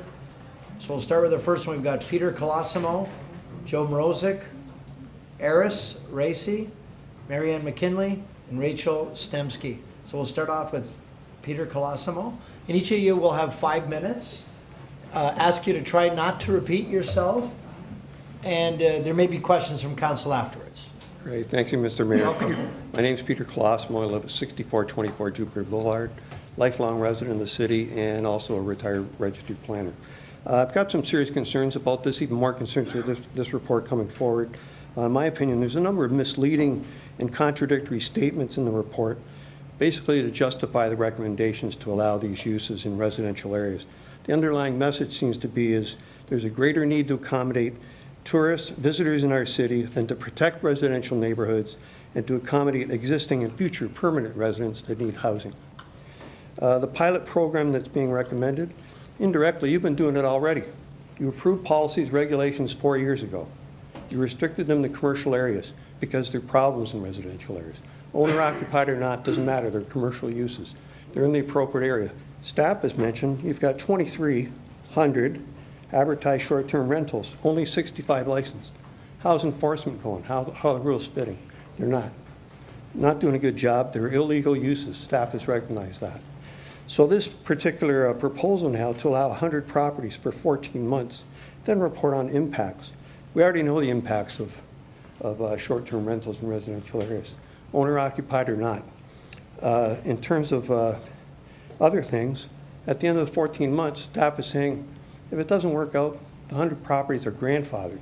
In my professional experience, I've never heard of such a pilot project where you would reward uses that are illegal and then turn around and go, yeah, it's not a good idea, but you're okay, you can stay. The fact that the matter is if you want to look at the impacts, they're already there. Housing prices go up, rents go up, and you lose affordable housing, rental housing for residents, permanent residents of the city. It shouldn't be about visitors. It should be about us, residents. The fact that they're licensed and require 150-meter separation distance, that right away suggests they're incompatible. That's not the case when you have a rental apartment. They're not licensed. There's no distance separation. So right away it suggests they're not compatible. Essentially rewarding illegal operators and punishing others that comply with your current rules. They're in commercial areas. And they've made significant investments. Policy direction. Staff says there really isn't much policy direction here. Well, as a planner for 35 years, I've dealt with affordable housing and conflicting land uses extensively. Affordable housing is critical. You've got a crisis going on. We all do. And there's plenty of policy direction. Your own city housing strategy. Nothing's mentioned in the report about that. The protection of rental housing is in every planning policy, and this doesn't do that. Other municipalities, the report kind of skims on that. Yeah, they're in principal residence. You know why they did it? Not because they're welcoming these things into their city. There's problems. So they want to restrict them to a home that you own. Because if you live in that home, you want to go away and have somebody rent it, you're not going to have that home damaged. You're going to make sure that somebody's taking care of it. The opposite is true in Niagara Falls. What they were doing was, in these situations, is protecting rental housing, protecting housing prices. You lose units when you provide what the city's suggesting here, because they're independent units. They're not bed and breakfast. Bed and breakfast is one unit. You got rooms in the home rented for that purpose. If you're renting out a separate dwelling unit, that's a different use altogether. It's commercial, contrary to what staff has suggested. And it's not appropriate to have them in residential areas. We've got policies now, additional dwelling units, up to 3 units in every home, property, I should say, across the city. I don't want that. There's going to be a lot of problems with that. But I respect it as a retired planner, the need for affordable housing, rental housing, not VRUs. I don't want vacation rentals in my backyard. Nobody I know wants these things. So I find that it's very skewed here in terms of the what people want. I haven't found anybody that wants it. The survey was quite skewed because people that responded are vacation rental owners or prospective ones. Of course they want these things. They're in favor. There's obvious advantages. You can get $5,000 to $6,000 a month for a vacation rental versus maybe $1,500 if you're doing it for permanent rental housing. That's a huge windfall for somebody. I don't blame them for trying, but keep them out of residential areas. The Ontario Restaurant and Hotel Association did a study referenced in the report. I think you should pay attention to that because they flat out said you need to control these things. Keep them in commercial areas. They're commercial uses. There's an impact. They're not spending money on hotels and restaurants in the city if they're living in an independent unit and they would need to have kitchen facilities. This is taken away from the hotel industry, taken away from restaurants. It's not an advantage. There is no economic benefit in that regard. Mr. Classmo. 5 minutes? Okay. Yeah. One last thing. Just want to say this only benefits a few property owners. It doesn't provide any benefits to residents that have to put up with these things in the neighborhood. You've got your official plan under review. I'd suggest you look at expanding commercial areas. There's a number of areas that could be mixed use, residential, commercial, on the periphery of residential neighborhoods. In the meantime, I'd suggest don't approve this because you're put in a corner that 14 months, you're going to have to approve it. So those are my comments. Thank you. Thank you. Thank you.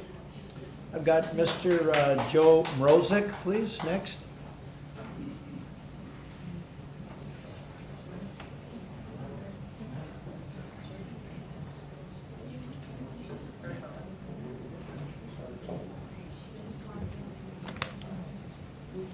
Good evening. My name's Joe Mrozik. I live at 7690 Green Vista Gate.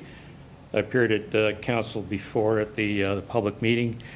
One thing that came to mind when I was listening to the presentation by the consultant and with the accessory units, I'm just wondering who's going to ensure that if you have an existing accessory unit and you apply for a license, that everything was done in accordance with the appropriate regulations, that permits were obtained for the accessory unit in terms of electrical permits and plumbing permits and building permits. I'd hate to see someone going into a license issued for you know, a substandard unit that doesn't meet fire code regulations or anything like that. But that came up as listening to the discussions with council. I'm here. I was here before, setting out my concerns as it impacts the community that I live in, which is the Thundering Waters vacant land condominium. And I'd mentioned to council before that under the Condominium Act, there's a declaration that's registered on title, which essentially permits single-family dwellings in our development, as well as townhouses in the apartment building. And I contacted the condominium lawyer to determine if he had an answer as to which takes precedent, the zoning bylaw or the provisions in our declaration, which is approved on the Condominium Act. The response that I got from the lawyer is that it's the provisions that are in our declaration that set out the permitted uses. We don't permit home occupations or bed and breakfasts or any other uses. So, and his indication to me was that there is cases that support that position. In terms of the other thing I brought up was parking, and you know, setting out the existing parking problem in our community. And I did notice that there was some parking that was being provided, or that people were using a vacant lot that was owned by the golf course. And I also brought up issues in terms of people parking in the front yards, people expanding their driveways. In terms of enforcement, the only enforcement that I was aware of is the fact that the bylaw enforcement went out and really gave the golf course a hard time for allowing parking on that vacant lot, and threatening them with the fact that they'd be fined $10,000 a day if they didn't put up any sort of barricades to prevent people from parking on that. They have since complied, but in terms of bylaw enforcement, in terms of people parking in their front yards, that's where people are I mean, by them not parking on that property, they're now parking in there's more parking in front yards. So like there doesn't seem to be any enforcement. Also looking at the zoning bylaw and the provisions in the zoning bylaw, and as it applies to our community, I presume that when it was approved that the garages were supposed to be the parking spaces within the units. However, those parking spaces do not meet the size of the garages at 18 feet by 20 feet, don't meet the provisions of the zoning bylaw in terms of an adequate parking space. I mean, I guess it would be one parking space, but not two, as assumed by everyone in the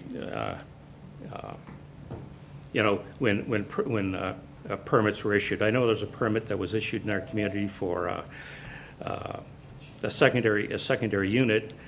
There is no parking. There's the driveways are too short. In fact, portions of the parking areas are located on condominium property as opposed to the private property that's owned by the property owner.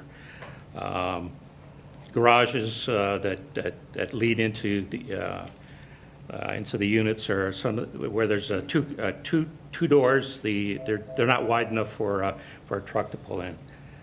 I guess that's my time. Thank you. Okay, thank you very much.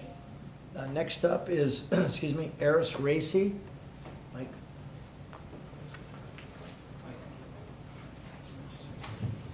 Good afternoon, Council. As you know, I'm mentoring youth, and as a volunteer my time to mentor youth, you've seen my students, and you will see us this Nicola Tesla Festival will be a coming volunteer over time. Comment has been made, perhaps there are people making thousands of dollars. I wish if myself or any of my students or university students, we were making thousands of dollars. I'm here to advocate as many times as I've done on behalf of Millennial and Gen Z, that dreams of home ownership is a distance for them. Why? Because just coming up with a down payment is so hard. However, policies like this will help them to be able to secure a loan to be able to get in home ownership game. After I've done my presentation to you, but after looking at the past meeting, I realized that we have a vacation rental that you don't live there and you rent it. And then as of now, it seems that this is what the people, they don't want to accept. As of now, I can rent any of my bedrooms to up to 3 parties, 3 cars, as long as I have to come here. What this policy proposes is instead of renting part of your bedroom, go rent out your basement. That's the real difference. The questions of some of the people opposing this policy is that they think, oh, you're letting Airbnb in a private residence. No, they can do it right now. The only difference, instead of 3 party, it'll be 1 party. Instead of in your bedroom, they will be in your basement. And that makes, I argue that it makes a big difference for younger generation to be able to afford home. And the third issue I realized was that illegal activities. This policy is not about that. This policy, we cannot prevent people to do something illegal, but rather what we could do is that we shape up individuals to go through that one. So I realized that people that were opposing it, to summarize myself, they think that you're permitting something that is not permitted. Yes, I can apply for that license and to do it. But nonetheless, I believe this is a great pathway for Millennial and Gen Z. However, I don't know until we implement this policy. If we don't try it, how could we say that it's not going to work? The good thing is the pilot policy. We try it. If it didn't work, we could refine it. We could adjust it. But we won't know until we implement the changes and look forward to see what could be improved this particular policy when it comes to that one. And so I hope the council pass this motion as a trial to see how could we improve and to get at home ownership. And let's also make a comment about seniors on fixed income. I do believe, yes, this will be a path for them to make a little bit of money. It could be options for them. And in fact, would create a different kind of housing. And as I agree with our CAO that, sure, maybe people will start with short-term rental and then eventually realize it doesn't work, bring it to long-term rental. And finally, it seems that there are too much talk about tourists. What about University of Niagara Falls? They're bringing us 10,000 students. It takes time, but it will get there. And they have master's students. These master's students, they are part-time students. We could draw GTA professionals who have a job, who take their courses online, but on weekends, once or twice a week, they have to come here to do their assignments together. I know this because I work with these students. They come here volunteer to our events, and I hear from them. They are looking for housing. As of now, they have to pay a significant amount of money to hotels and motels. And we're going to have a lot more of them. If, instead of keep talking about tourists, let's talk about that I don't have it. I'm not in Airbnb, just to be clear. Any of our senior citizens, any of us could work with one master's students, 1 or 2, every weekend, every other week of the month, they will come. Legally, that will be short-term rental. But it seems their talk is so much about vacation rental. And I'm going to find out, my final point is that it seems that we are making a mistake not recognizing if you're close to the falls, tourist wants to go there. But if you're further away from the falls, no tourists, they don't want to go there. Why would they want to go there? It's going to be just when they can be closer to the falls. And those citizens, they will be lucky, even as our CEO said, get 50 days a night. But those students could be a godsend for our struggling citizens and younger generation and seniors on a fixed income. Thank you very much for that. Conclude my presentation. I hope you pass this motion. Thank you, Ernest. As a trial. Thank you. Thank you, Ernest. Does anyone have any questions for Ernest? No? Very good. Thank you. All right, next up. Next up, we have Marianne McKinley.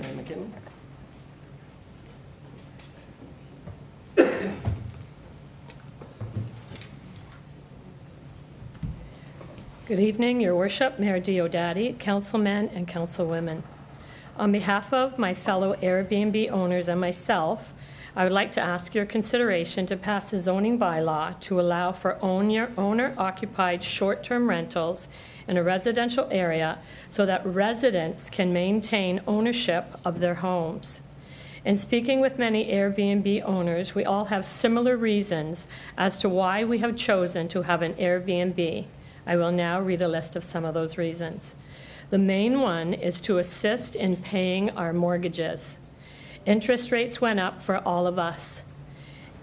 Increased bills, taxes, groceries, etc. And might I mention that not everyone has two incomes. I am one income.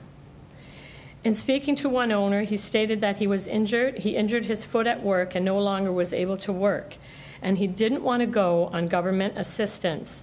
So he decided to open up his home for an Airbnb. This would allow him to stay in his home and help him pay the mortgage and a rising bill costs.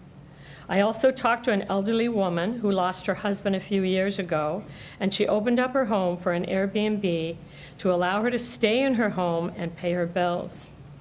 I am sure there are many, many others who have their reasons for opening an Airbnb, but the main reason is able to maintain ownership of our homes. I'm speaking today about owner-occupied short-term rentals in a residential area, and I can speak from experience. I have an Airbnb and have never had a problem because I live in the house. All guests are pre-screened by Airbnb, and I also screen them. I have rules and regulations that all of my guests follow. I only allow 2 people, and not once have I had a problem. I have a list of rules and expectations that I make sure everyone is following. No smoking, no vaping, marijuana, nothing in my house or in the garage. No loud noise in a quiet neighborhood. Recycling, garbage, etc. I think if you have rules and regulations and you follow up on those rules and regulations and you don't allow any problems, you won't have any problems. People that come to visit Niagara Falls want to see the falls, the attractions, Clifton Hill, Niagara-on-the-Lake, wineries, and shopping. They are not staying inside and partying. I'm sorry that some people have had some issues, but we need to set regulations so we don't have those issues. I bet if I asked of how many of you have stayed in an Airbnb, I would say the majority of you have. I have outstanding reviews and have maintained superhosts every year. Airbnb values reviews of owners and guests, and if there is a bad review, the owner can be shut down or the guest can be prevented from renting again. I take pride in my home and I respect my neighbors. I go above and beyond for all my guests. Some of the reasons why people stay at Airbnbs, it gives them options, unique properties, waterside, apartment style, historic homes that you wouldn't find in a traditional hotel setting. More authentic local experience allows guests to experience local culture and lifestyle.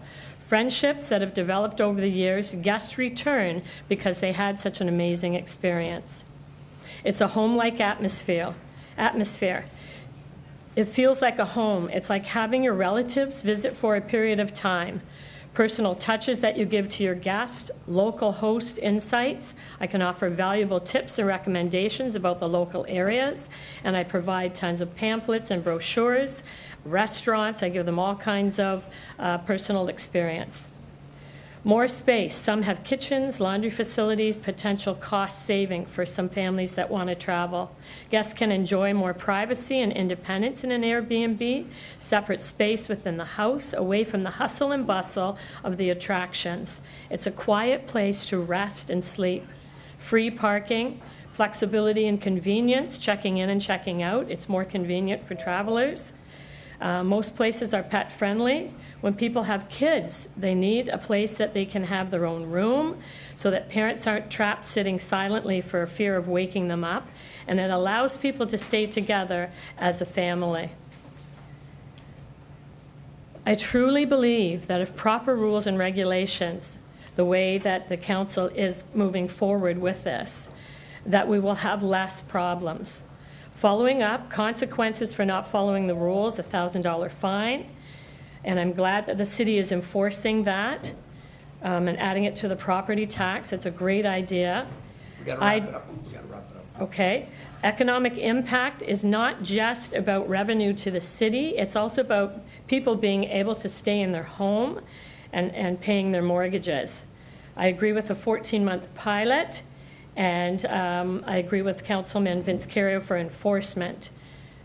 People do not want a whole home. There's a lot of people that come to my place. There's 2 guests only, and they love the quietness away from Niagara Falls, but yet they want to come back to Niagara Falls, and they don't want to stay in hotels. They want to stay in a small area.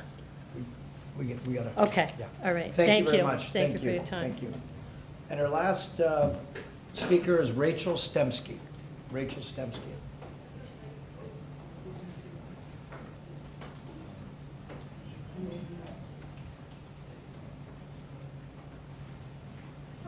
Hello. Welcome. Hi, how are you? Thank you so much for having me tonight. Would you like me to start now? Pardon me? Start now? Yeah, whenever Okay. you're ready, yeah. Okay, perfect. I'm on the clock. So I know we talked about this a lot. This has actually been going on for about just over 2 years now, was the first owner-occupied short-term accommodation meeting that I had come to, and we keep kind of deferring it. I know the city has spent tens of thousands of dollars coming up with a plan for our city for these owner-occupied short-term rentals, and it keeps getting denied, and I don't understand. I'm in the public a lot. I speak to people a lot. Just definitely your regular middle-class people a lot, and I know how much this would help. It makes sense. The planners are saying that we're one of the most restrictive communities ever, that this is the evolution of tourism, and the ADU is the primary possible way of creating more housing. In 3 years now that we've been permitting ADUs, we've only permitted 160 of them. Our population has grown 15% in the last 3 years. That's over 15,000 people, not counting the people on our streets. And it appears last year we permitted about 200 new homes and 100 apartments. So the planner, whose job it is to tell us how to make our population demand work, says to allow the short-term accommodations so people will build units that will evolve into more housing. And then it was deferred again. Last time I spoke, I concluded with, let's make a fair licensing approach on the premise that a rising tide will float all boats. Going down the political rabbit hole, I'm realizing that a lot of people are in the system not necessarily because they want to float all boats or most of the boats. They kind of just want to float their own boat. This is a planning proposal that would help a huge majority of Niagara Falls residents. I don't think a lot of people know, but before the VRU license was permitted in commercial zones only, we had our regular bed and breakfasts that were allowed for the last 35, 40 years.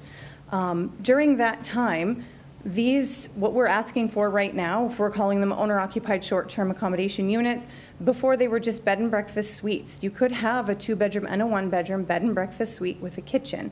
We had them. We still have 2 or 3 that snuck through the licensing program. I'm not really sure how.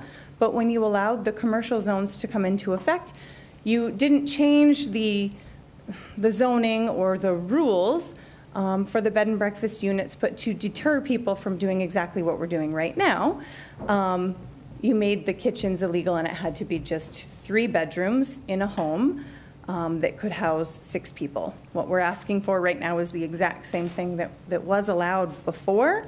So it's fascinating that the rules keep getting bent, not in the favor of the community, but more so in favor of Fallsview Boulevard.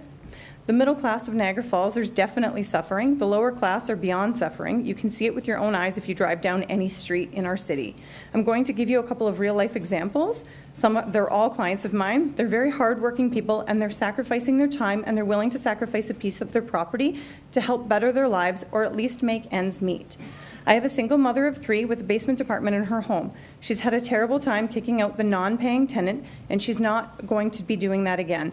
The current landlord-tenant board landscape is too difficult and it's too risky. She works 2 jobs, and she misses almost all of her children's extracurricular activities and every family dinner. She's trying to survive.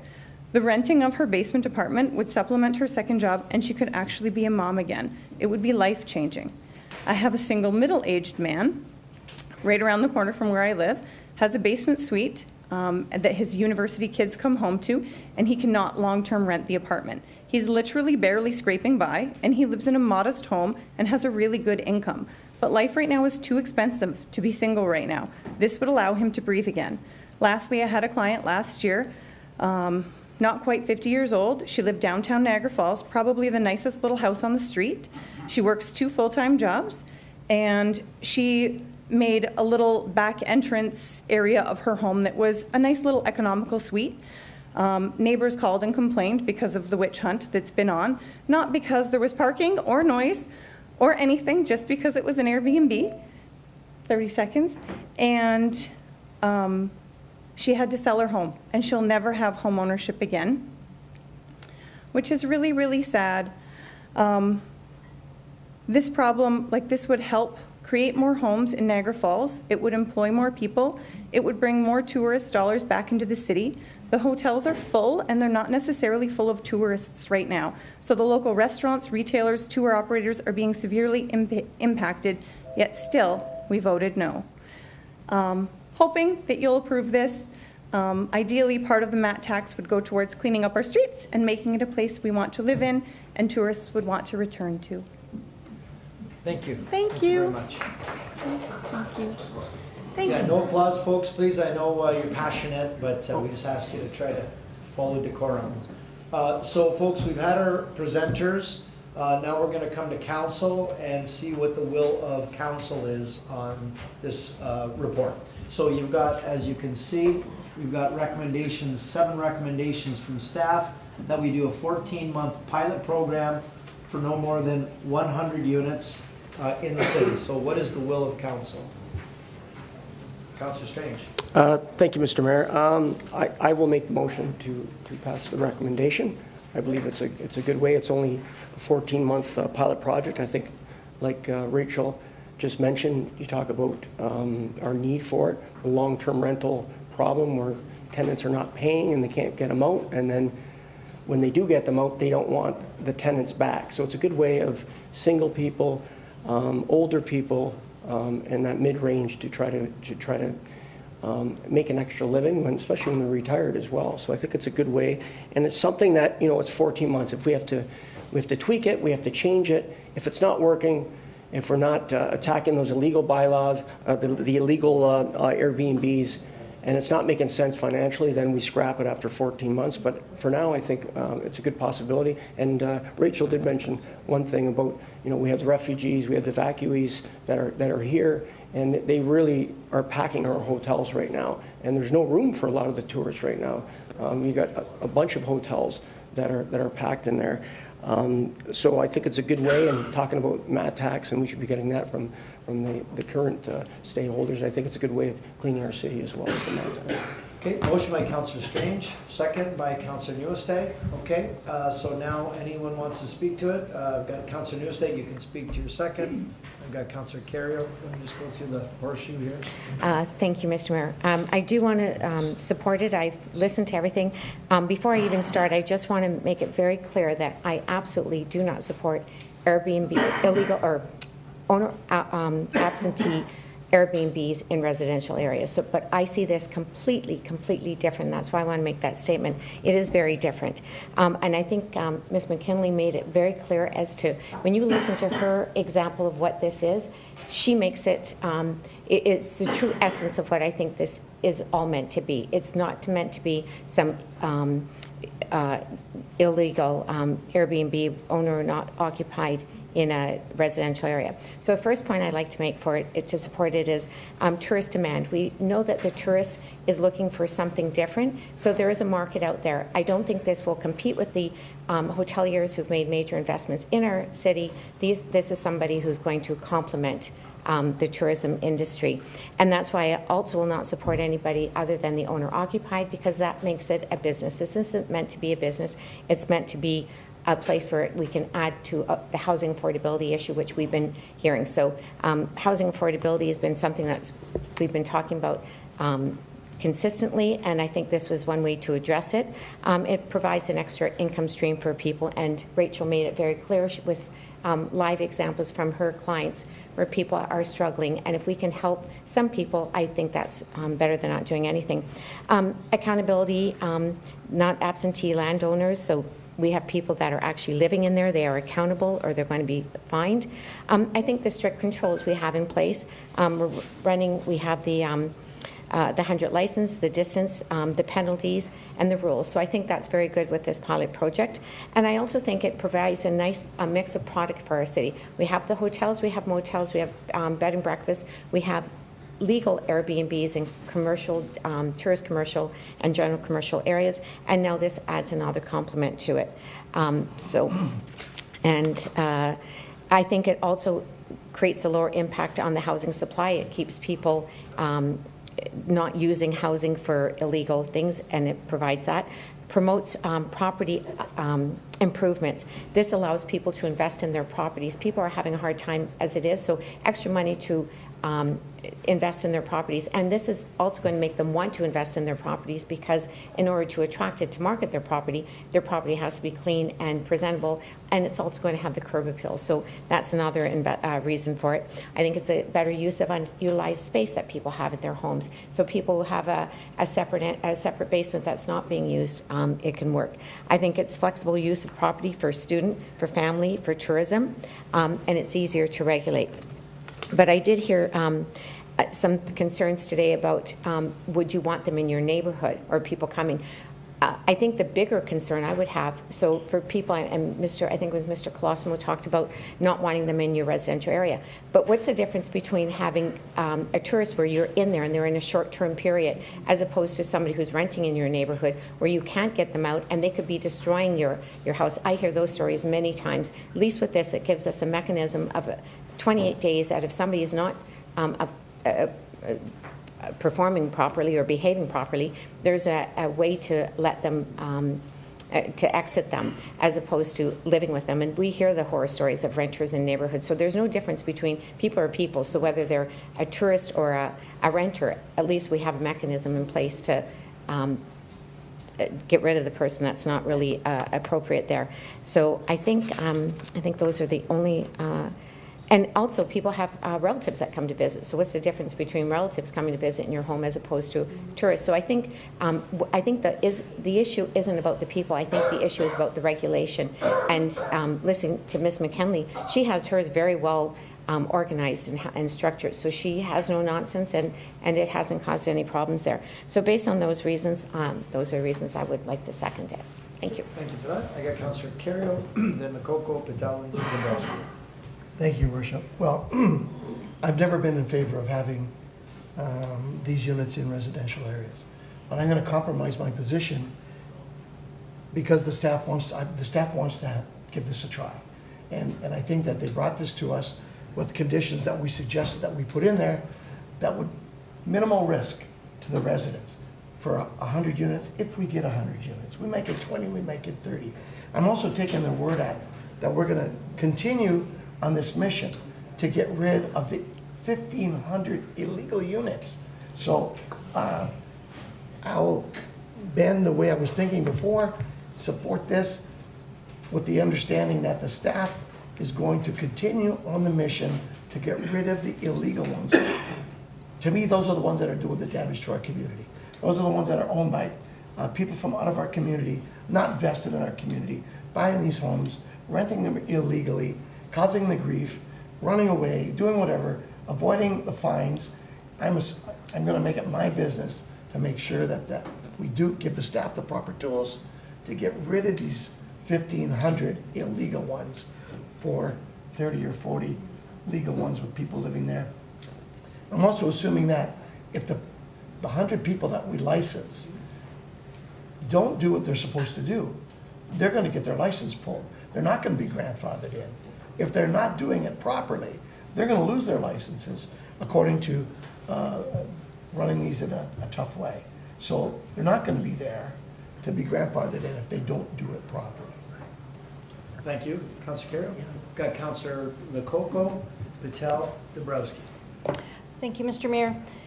In my opinion, this program is supporting the commercial activity in the residential neighborhoods, and we've done lots of studies, we've talked to lots of people, and we had specific areas where the VRUs or the Airbnb were to be. And by having it in the residential, I think that this program is really supporting the tourism. I do see how it is supporting people who live in their home. My fear is that there will be other people who are not living in their home, and it will be a different program altogether. We do have tourism areas, we have commercial areas, residential, and I don't think that they should be mixed. In the report, it talks about it's not intended to function as a fully commercial use like a VRU. Just earlier tonight, our CAO said it was a commercial activity. I've brought this up numerous times about accessory dwelling units. The city is getting credit for building accessory dwelling units per the province. The province wants us to build these for our residents, and we are getting credit for the housing. If we build 10, we get credit for 10 units. These ADUs can be used as vacation rental units, Airbnb, owner-occupied short-term rental. But then we're not adjusting those amounts for the residential housing. So I really have a challenge with that. The other part is that some of the people who get the ADUs, they get grants, they have a streamlined building process from our planning department, and no development charges. These can be used for commercial space. We're using taxpayers' money to give those ADUs extra permission, grants, and streamlining. And to me, it's a commercial activity. We don't adjust our housing numbers, I just said that, and I have a couple more things here. I do believe that this is going to open up the door that we are going to have a lot of illegal ones. We are going to run in people not following the building code. We have heard that before. And the parking issues. I was surprised to see tandem parking in the report. Tandem parking definitely brings up issues. And our residents in the neighborhood are going to be the people who have the issues with that. Safety is going to be an issue. The residents will have to deal with that as well. We have a need for housing, and we really need to have the housing, not the commercial activities, and I don't think we should be looking at tourists at this point in this housing crisis. Before, VRUs were not allowed in certain areas, and people would know if there was an illegal VRU. Now they can be anywhere within the city, so people are not going to know. They're going to see some activity, they're going to call City Hall, they'll submit a complaint. We're not going to know what areas they are in. The survey was 56% not support in residential. 56 of those 289 people, I know the presenter Shannon said it was just over 50. It actually says 56 that were not in support of that. I would venture to say that we'll have units that the owners do not live in. More units allowed, or it's only supposed to be one unit. Instead, it might be 2 or 3, we don't know. The increased number of guests and the parking issues. The study, the Ontario Restaurant Hotel Motel Association, I was really glad that this was put in because we've heard it stated before that short-term rentals do not take away from permanent long-term rentals. This study does say it contributes to higher rents, increased demand, reduced affordability for local residents. It places additional pressure on housing market. If restrictive short-term accommodations will force housing back on long-term market. That is what we need. Many of the short-term rentals won't meet the requirements with enforcement. They will be put back on the market. We need more enforcement, and I think we're hearing that quite a bit now. And I just have last part. So I don't agree with the 100 pilot license, that they should be granted after. Once the pilot stops, I think the licenses should be removed. For every one person that we're satisfying to have these owner-occupied short-term rental, there could be complete neighborhoods around them that are experiencing issues. It is not representing the majority of our residents. It's commercial activity in a residential neighborhood, and it will forever change the fabric of Niagara Falls, just like it has done in other cities and countries. I will not support this. Thank you. Thank you. I've got Councillor Patel and Dabrowski. Mr. Mayor, while I recognize that owner-occupied short-term rental may provide flexibility for some homeowners and support tourism, We need to fully understand the long-term impact, especially in Niagara Falls, where we already face unique challenge and pressure due to being a border city and tourist destination. First, allowing short-term rentals could further reduce the already limited long-term rental supply. That would make it harder for working families, seniors, and young people to find secure and affordable housing. Second, the neighborhoods belong to neighbors, not tourists. Communities should be safe, stable place where people know each other, where children can play, and where residents feel they belong. Rotating short-term guests undermines that. Safety is also a concern. Hotels have trained staff and emergency protocol. A private home hosting a new guest every few days does not. In a border city like Niagara Falls, where human trafficking is a real and ongoing issue, this cannot be ignored. Rachel earlier mentioned a single mom with her kid who's struggling to pay for mortgage even after her 2 jobs. How could that mom how will that mom handle unruly tenants? We are putting her kids at risk by exposing them to different strangers every few days. I also heard concerns about community. I also heard concerns from communities that ranges from noises, unvaccinated pets, parties, parking conflicts, and general lack of accountability. Parents have always shared that discomfort that they do not feel comfortable having strangers coming into the neighborhood every few days. Some argue that short-term rentals support local businesses outside the tourist core, but I don't believe that. Tourists have always visited restaurants and shop beyond the core, no matter where they stay. Short-term rentals do not create new visitors. They simply shift where visitors sleep. The visitors don't need to stay in residential area to support local diners.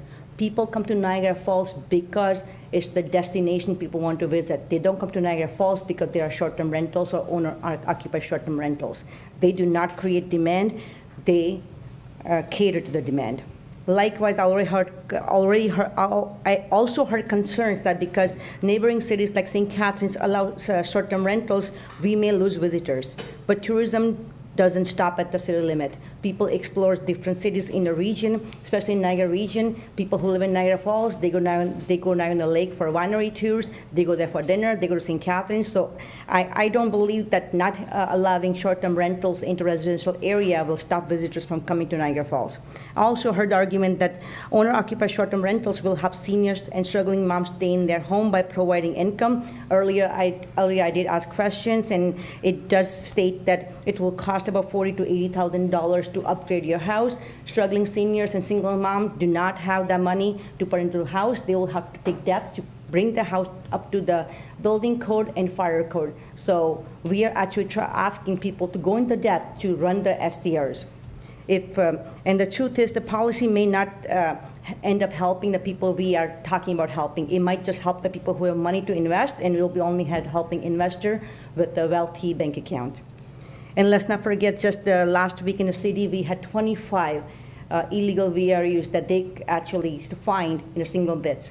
And that's just in one day. And we all know thousands of VRUs are working illegally. As the small owner-occupied short-term rentals, we're talking about 100 houses.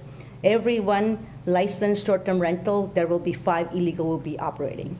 We do not have resources, and we do not have bylaw staff or means to keep up with these demands. Mr. Mayor, allowing new commercial use in residential neighborhood will disrupt our communities and set a difficult precedent. Once this door opens, we will not be able to close it. So I ask, what kind of city do we want in 10 years from now? Are we building strong, connected neighborhoods or slowly turning them into hotel district? And how truly benefit from this policy? Who truly benefits from this policy? Struggling residents or commercial operators? For all this reason, housing, safety, fairness, and long-term stability, I will not be able to support this proposal. Thank you. Okay, thank you. And Councillor DeBrusk. I'll keep it short. We haven't been able to enforce the bylaw over the past 2 years. I don't think we'll be able to enforce it now. It'll become unmanageable. We have 1,500 unlicensed or illegal VRUs in our city. If we're having bylaw bobbing and weaving, trying to figure out which are legal, which aren't legal out of the next 100 that we're looking to approve, it'll be unmanageable. Neighborhoods are for neighbors. They're not for tourists. The tourism zone is where we welcome the tourist into our area to eat, play, enjoy the tourist amenities that we have, not in residential zones. And who's to say if they're owner occupied, an owner might not go on vacation? It'll be on the honor system. And I don't think bylaw works on the honor system. Bylaw will find themselves in an unmanageable position, and our neighborhoods will find ourselves in community disruption. I don't support the motion. I'm hoping we get the support around the table at the same time, but I just can't see how we haven't been able to manage with bylaw the 1,500 illegal units that we have now, how we'll be able to manage it moving forward. So for that reason, I can't support the motion. Okay, thank you. So everyone's had their chance to say a few words. We've heard from the public. We've got a motion from Councillor Strange. Okay, recorded vote. Madam Clerk?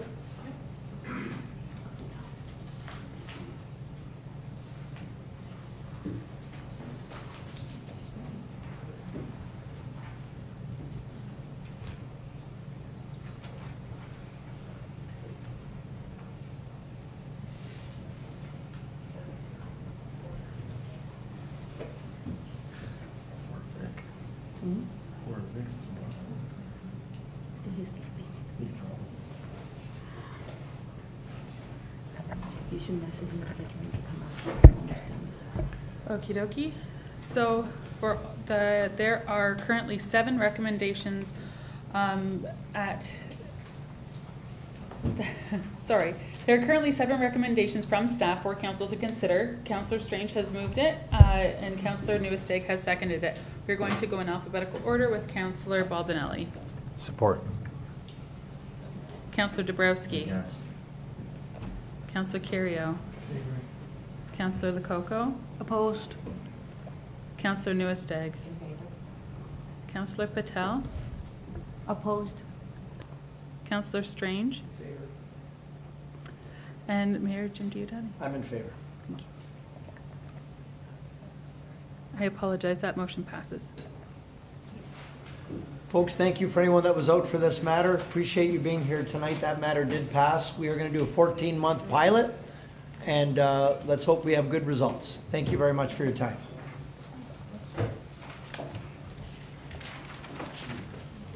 Okay, item 8.2, Corporation of the City of Niagara Falls, Trust Fund Financial Statements. There's a recommendation that council approve the draft Corporation of the City of Niagara Falls Trust Fund Audited Financial Statements. Councillor Nieuwesteeg, motion, seconded by Councillor Strange. All those in favor? All those in favor? Councillor Patel, in favor? Okay, and that's approved. Oh yeah, we got to bring back Councillor Pietrangelo. Forgot. Huh? No, three guys want to go. Yeah, we got 3 people. guys. Yeah, 3. Yeah.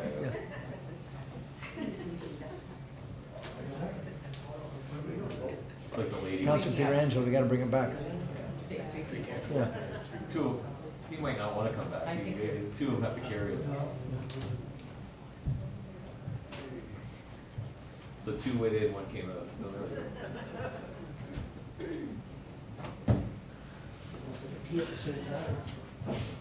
Okay. Everybody done? Okay, item 8.3, restrictions on certain forms of participation in council. Are we going to have, do we have any staff that want to speak to this, Mr. CAO? Thank you, Mayor. I do have one quick clarification. The Chief of Police wanted me to ensure that the one phrase was not mistaken by anyone in the public, where I said that there was oversight responsibility to the Niagara Regional Police. That does not exist from an operational point of view. Regional Council does not oversee the regional one. It was kind of loosely worded, so the Chief of Police asked me to set that straight on the public record, so thank you for correcting that. But I think the report is straightforward for Council to consider. Okay, there are 2 recommendations in the report. What's the will of council? 1 that we receive, and 2, direct submission of this report to the Council of the Region and Municipality of Niagara. Looking for one. Yes, Councillor Strange. Yeah, thank you, Mr. Mayor. I know there's some people. I read the report, and I know there's some citizens here that came and they want to speak to Bill 9, and I know it's probably not the appropriate time tonight, but I would like to, if we can, direct staff to come back with a report on Bill 9 and have participation for questions and remarks from residents and delegations, including the group today.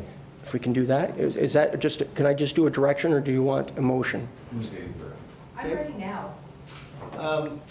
Sorry, folks, this is not a public meeting. No. Oh, sorry. So you're asking that to be Yeah, so when the direction, report, CEO has when the report acknowledged. comes back, you're free to speak to That it. can be direction? Yeah. And also, with regard to the report itself, are you going to move the recommendation? Yeah, and we'll pass on to, yeah, I'll move the recommendation. Yes, Okay. exactly. I'm sorry. And we're looking for a second for that, Councillor Baldinelli. Any discussion of council to the motion? Councillor Lococo. Thank you, Mr. Mayor. I have one question first, and then I'll go into my other part. In the report, it talks about that staff had to stay in the chambers. I guess my question is, what policy or procedure makes staff have to stay here? Like, I saw some people stay, I saw some people go. Is there a policy? I'm not aware of one. Mr. CEO? Yeah, if there's members of the public in the gallery, then there should be staff also present in the gallery. And the Sergeant at Arms was also preoccupied with some items, so that's why staff felt. And because of the congested nature of this area, where there is essentially one way in, because that is Council's committee room, some of the staff felt safer for them to stay in the room also. But yeah, if there's public in here, then we will have to have some staff in here. And thank you. Is there a policy for council in that instance, what council should do? No policy for council. Thank you. I do have a couple of, this relates to 11.3 on the, 11.3 on the agenda. Sorry if I've mixed that up. 11.3 on the agenda. So because it's regarding the signs in this report, I want to reference the other report as well. Is it 11.3? No, 11.2. I was right the first time. 11.2. We do have a policy, and I believe that we should follow it until it's changed. When an organization brings up a charter issue to us, I think we should look into it and figure out what is that challenge and what should we do about it. So I did some research, and what I found was the Canadian Constitution Foundation challenged Whitehorse bylaw. They banned having signs in their council meetings. After some time, this was just May of 2025. Councillor, we're not dealing with that report, we're dealing with this report, so if you can save that till we get there. Right now, we're dealing with this report, and then we'll deal with that report when we get there. Okay, but this report is also about signs. Well, I'm not so sure. They're two separate reports, Councillor. Yes, I do understand that, but this report speaks to what happened about signs. We're going to deal with this report, and then we'll deal with that report. So I'm going to ask you just to speak to this report at this time. Okay, but what I was saying has nothing to do with the CCF report. Well, then we'll It have has to to do pass- about the sign. Then we'll have to vote on this, and then we'll have to work our way to that report. And then you can talk about signs and other jurisdictions, if that's what you want to do. Okay, I will do that. Okay. Make a decision on So that. do we have, I'm sorry, folks, please, you've been so good, you've respected decorum, and I appreciate that, thank you. But this is a council discussion right now, it's not public at this point. Okay, So, can I yes, just have one Councillor Strain- second? No, pardon me? Can I just have 1 second to Yes, see if any of my yes. other comments can be made now? No, I guess I'm going to have to wait until 11.3, but this Yep. report dealt with signs, so that's why I wanted to bring it up. Thank you, and I know there's a lot of passion, and I appreciate everybody biting their tongue, following the decorum. Thank you for that, I appreciate that. Councillor Strange? Yeah, thank you, Mr. Mayor. And I want to begin by speaking directly to the residents of our city, to members of council, and to the citizens who have raised their voices. I'm aware of the assault charge currently before the court. Mr. Mayor, point of order. The CAO's report And I want to be clearly clear. states that it is a subject of legal ongoing proceedings. If other people have not been able to speak on the legal proceedings, I don't think it should be talked about by anybody in here, not Councillor Strange, not us. In the Global News article this morning, it did say that Councillor Strange was going to be making a statement. This is not a council matter, and out of fairness, my motion is that there be no discussion on the legal matter. What do you mean your motion? I'd like to put a motion forward that we do have a not. motion on the floor right now. We can't have a motion on the motion. You can't have two sets of rules, that's not fair. Help, please, please. In the CAO's report, someone was denied to speak on a legal matter. And if that's what we want to do, that was what was done. So my question is, how can anybody else speak on a legal matter right Well, now? I don't know what Councillor Strange is about to say right now. He started, and that's why I gave him enough room. So you So think he he's was about to talk speaking. to the Correct, legal yes. matter? Okay. I'm going to go to some people in legal, if I could throw CEO. And then we're going to go to Ms. Pietrangelo, our solicitor, to help me through this part of the meeting, please. Mr. CEO? Yeah, so the issue is, you know, on the first item, and this has been repeated to the one group's council, is that there was no item on the agenda. We asked them to put an item on the agenda. There is an item on the agenda currently. I'm not sure what Councillor Strange is going to speak on, but you know, with regards to speaking on something that's a legal matter, council always has the right to waive their privilege. So we don't always have to go in camera for items. We choose to go in camera, and council can come out and discuss anything that they chose to do in camera in open session. The decision that was made by staff with regards to the item was we weren't going to waive someone's privilege. Staff cannot do that, and staff can't put something on the agenda where we think it's going to be offside. But council can at any point in time. Council controls their agenda. So council, as a councillor, you can rise up and put anything you want on an agenda, as long as it's seconded and council says, yes, we'll agree to talk about that. So as staff on the first matter, that is the discussion of the report that's on the table, staff made that decision. A councillor could have stood up and asked for that, especially if it was put on the agenda, which is what we asked the group to undertake. Folks, please, you can't do this, because don't put me in a situation, please. We're having a discussion. It doesn't involve the public at this point. It's council and staff. Please. Folks, no, there's not. Please, you cannot. You're breaking decorum. Don't put me in this situation. I'm going to ask you to please sit down and let the CAO finish talking. I'd like to see if that's okay. If you could, that's fine. And can I ask you to sit down, please? I actually have like a bad leg. I just actually need to stand so I can see. Anyways, so I don't know what Councillor Strange is going to say, and the privilege of the legal issue is Councillor Strange's personal privilege, and he can choose to waive it if he wants. Staff can't waive that for him, so you know, Councillor Strange, can say what he wants. If it's off of subject matter, then that's the chair's responsibility to say you're off of subject and it's not part of the debate. But I'm not exactly sure what he's going to say. But at the end of the day, the motion is on the table, and it's the chair's decision, not the CAO's decision. But if it's out of line with the debate, then that's the chair's rule. Okay, thank you. I'm going to say that I never heard enough to know what he's going to say, but the only person that knows what he's going to say is Councillor Strange. Maybe I'll ask Councillor Strange, depending on what you're going to say, if it pertains to the legal matter, then maybe we hold off and not do it here. A little bit, but it also deals with what is going on in the Bill 9. So can we keep it just, folks, please stop. Sure.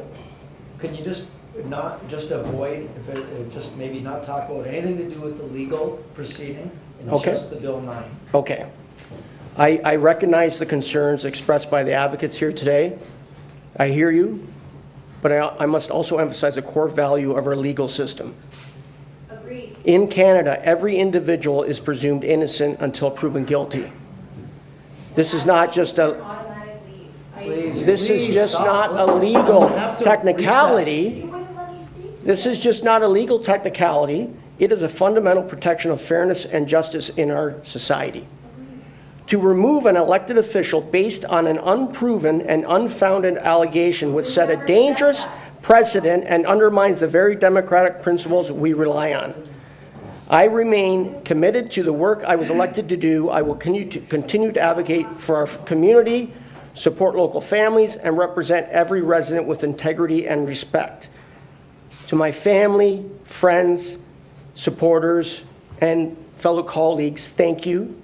Your strength, support, and knowing that the truth will come out has made the last few months more bearable. Thank you very much. So now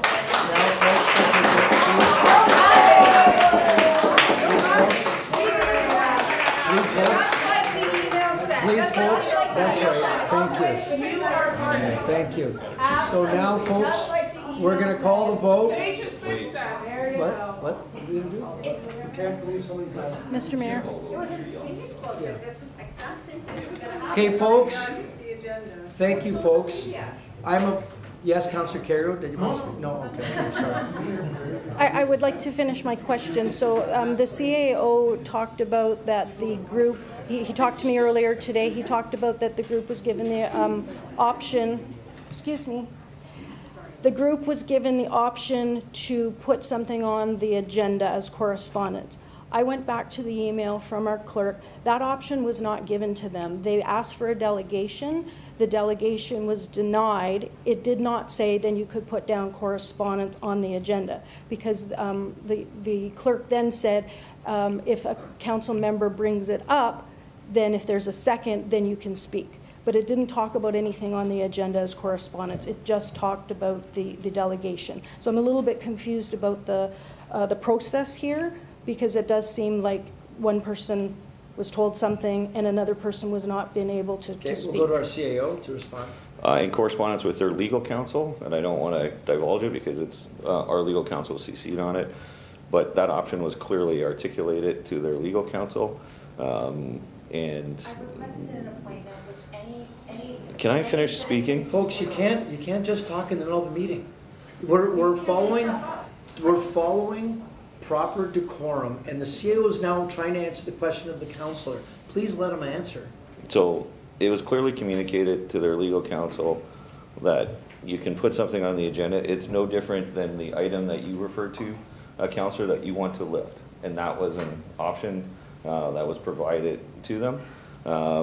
And now it's the easiest way to do it. If it's not, and there was a reference by other legal counsel to the website on submitting items to council, so that there's always that opportunity to list as correspondence going forward. Thank you. And just to clarify, when the delegation request was made, no legal counsel for them was included at that point. There was just discussion between the organization and our clerk, and it was stated that they could not have a delegation. There was no opportunity for something to be put on the agenda. I'm all about fairness.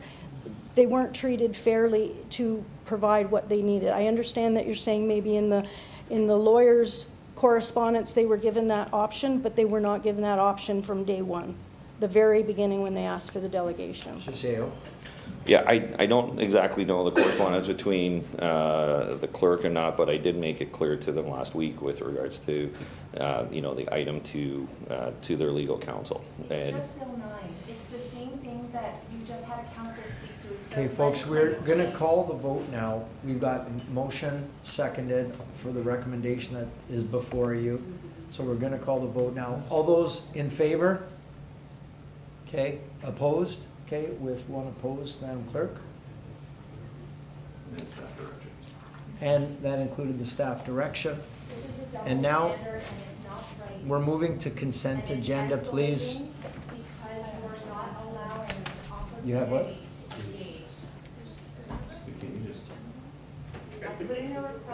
Folks, please stop talking during the meeting or I'm going to ask you to leave. Please, I'm trying to be respectful and you're not. Please, this is the wrong forum. This isn't where you have this discussion, okay?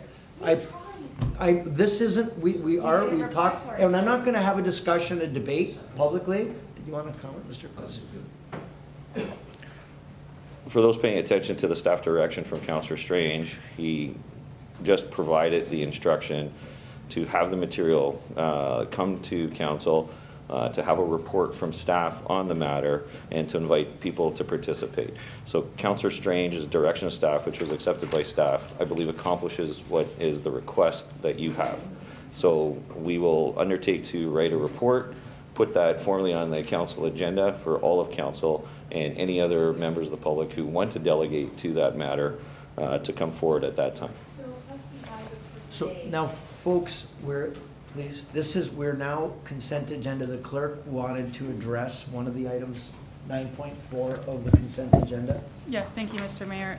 Just in regards to the consent agenda, it does list items 9.1 through 9.4. However, 9.4 is actually an item to go as item 10.3. It was just inadvertently misplaced on the agenda. So if we could just look at items 9.1 to 9.3 for consent agenda at this time. Okay, so consent agenda, council, is this to move it? To move? I'd like to pull something. You want to pull? Okay. Yeah. Okay, so Councillor Koch, you'd like to pull one? Yes, please. 9.3, the Children's Memorial Walkway. Okay, and which one do you want to pull? 9.1. Okay, let's deal with 9.1 first. Okay. Just 1 second. Yeah, I see that. Okay, so Councillor Dabrowski, 9.1. Through you, and I'm not sure if it's the CEO who can answer this, but out of the $10,000 that's being requested, I know they talk about radio and digital ads, but how much of that $10,000 is fee for service and how much will go towards the actual purchasing of ads? Do we know that? And I don't want to be short-sighted. I'm just thinking, go ahead. Yep. Oh, is he on the phone? Dean Spirinello is present. Spirinello. Dean, can you hear us? Yes, I can hear you. Holy. Okay, did you hear the question? Yes. Okay, are you able to answer it? Sure, yes, and through you, Mayor, to Councillor Dabrowski. So the majority of that funding will go directly towards radio advertising and video production, with the actual details of those line items to be worked out with a working group of that Downtown Advisory Committee. So, you know, on a high level, we've worked out that figure as a starting point for the pilot project, with the details to be worked out in the coming weeks. But it's expected that the majority of it will be for the purchase of ads, the purchase of video production. Okay, and to that point, thanks, Mr. Speaker. It's on. To that point, I'm just wondering, and I'm not sure how much funding is left in that BIA budget or the levy. Well, and Dean he'll know. Well, Dean will know. And then I guess my point would be, the marketing of downtown's probably been stagnant for a while because of the lack of a BIA and a budget and marketing. So that would leave Mr. Liggett-Falvey with basically $0 to implement the strategy. I'm just wondering, is the group coming to us with 10,000 because that's kind of the low end and they don't want to scare council away, or could we increase it, or do they not need it increased? I'm just saying, if the money's there, if it's not coming out of the taxpayers' pockets, could we allocate a few more dollars? We're already halfway through July, just to further market the downtown area, or are they happy with the 10,000? So Dean, do you have any insight into that? Sure, through Mr. Mayor to Councillor Dabrowski. So the intent is to begin this project on a pilot basis with the potential to return back to the Downtown Committee in the fall, view what the results are, view feedback from downtown merchants, and if the will is there of the Downtown Committee, potentially explore further investments into marketing. But to your point, that the destination marketing to downtown has been relatively stagnant for the past year or year and a half, and this is just something to pick up where we left off and see what opportunities might be there while no BIA exists. Okay, fair enough. If I can make a recommendation, if we can maybe make a small amendment to the motion, but if we could spend 10,000 on purchasing hard advertising through radio and digital, and then maybe offer some fee for service for the management of it, and that would be up to the group and Dean, but $10,000 minus somebody's work towards it, $6,000 or $7,000 through radio and digital advertising doesn't really go a long way. You want to amend that number then? Can we do that? And Dean, would that make sense? Yeah, through Mayor Diodati to Councillor Dabrowski, there's definitely more than enough resources available if you want to increase that threshold.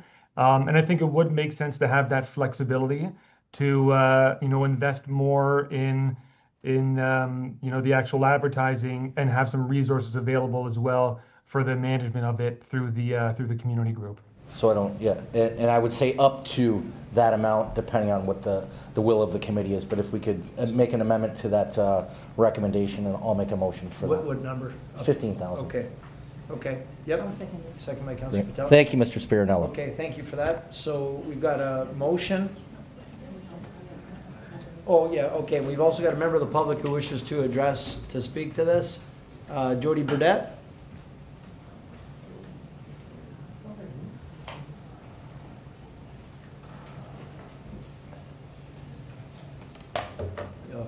Before I start, can I make a compliment to the city? Well, we got to make it all part of the 5 minutes. For the 2 appointments with the Tesla and the disabled, you guys do provide wireless headphones for hearing disabled. Okay, thank you for that. Thank you. My name is Jody Burdette. My address is 4480 Bridge Street. Council, I'm here to comment on the recommendation to transfer $10,000 from the former Downtown BI Reserve Funds to support a marketing and public relations pilot project proposed by the Queen Street Area Community Group led by the applicant. While I am personally indifferent to whether this pilot project ultimately succeeds, I felt it was important to express how impressed I was. I felt it was important to express how impressed I have been with the applicant's commitment, professionalism, and preparation. I attended several council committee meetings, including the applicant's initial appearance. Throughout these meetings, the applicant has shown notable tenacity and the strong understanding of how this funding could support downtown merchants, particularly given the decline in marketing and promotion since the dissolution of the Downtown BIA. The applicant has made a significant effort to build partnerships and identify opportunities to promote the downtown core, and I believe that deserves to be recognized. Whether council ultimately approves this project or not, the applicant's willingness to take initiative is commendable and encouraging for the downtown community. As these former downtown BIA reserves are of an infinite resource, I encourage the applicant to consider developing ways for this project to become self-sustaining over the longer term. Building capacity for ongoing marketing and public relations without permanent reliance on the reserve funds would strengthen the downtown and help protect the limited resources going forward. I would also like to make a point of clarification regarding my role. As a downtown business owner, and as someone concerned on how these funds are used and by whom, I have taken an active interest in reviewing the assessment status of properties historically associated with certain individuals and organizations seeking to benefit from these funds. This includes participating in third-party assessment appeals where appropriate, with the goal of ensuring accountability and equity treatment in how these legacy resources are allocated. However, for Council's understanding and for the applicant's peace of mind, I want to make it absolutely clear that I do not intend to pursue any tax appeals involving the applicant or the Queen Street area group.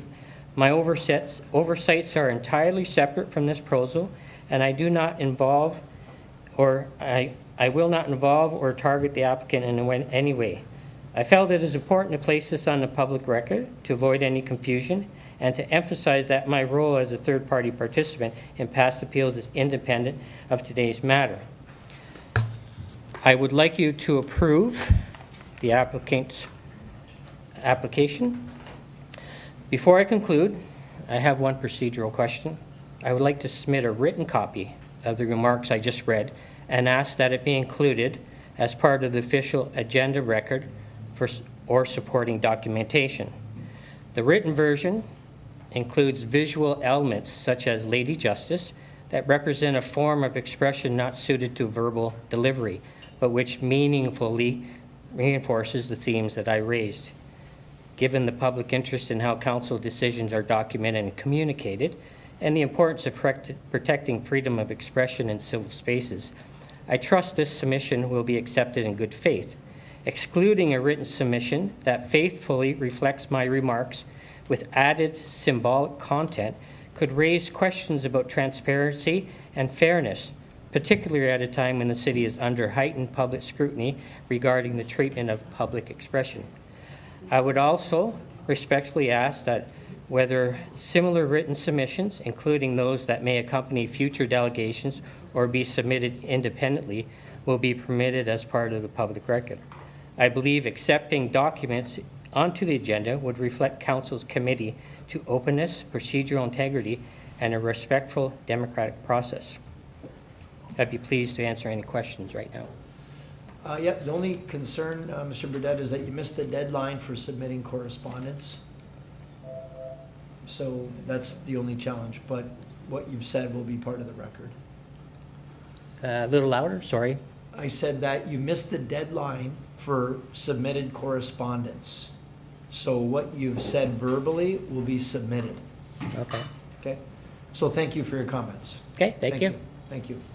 Okay, we had a motion by Councillor Dabrowski, second by Councillor Patel, that we transfer up to $15,000 from the downtown BIA unspent levy for the downtown marketing and public relations pilot project. Any discussion to the motion? We'll call the vote. All those in favor? Okay, and that's unanimous. And then we'll go to Councillor Lococo, 9.3, Children's Memorial Walkway at Fireman's Park. Thank you, Mr. Mayor. On the report, it talks about a bench being $4,582.50. I know that some of the benches for the diversity, equity, and inclusion and the anti-racism were just over $1,000. I'm wondering if we could have a more affordable option. I know when we brought it up last time, Councillor Nieuwesteeg was actually talking about affordability as well. $4,500 for a bench seems very high to me, and I'm wondering if we can come up with other options. Yep, Ms. Baldano? Sir, to the chair. The benches are actually specialty benches, and they have butterflies on them. They're quite lovely, and they are an extra cost compared to our standard bench. So on page 2 of the report, you will see we do have lots of other options for individuals. They could purchase a plaque. It could be a butterfly.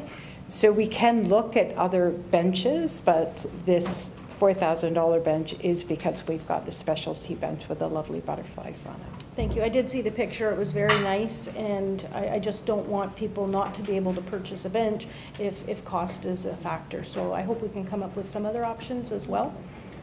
Thank you. And staff will follow up on that request. Great. Thank you for that. Yes, Councillor Nieuwesteeg and then Strange.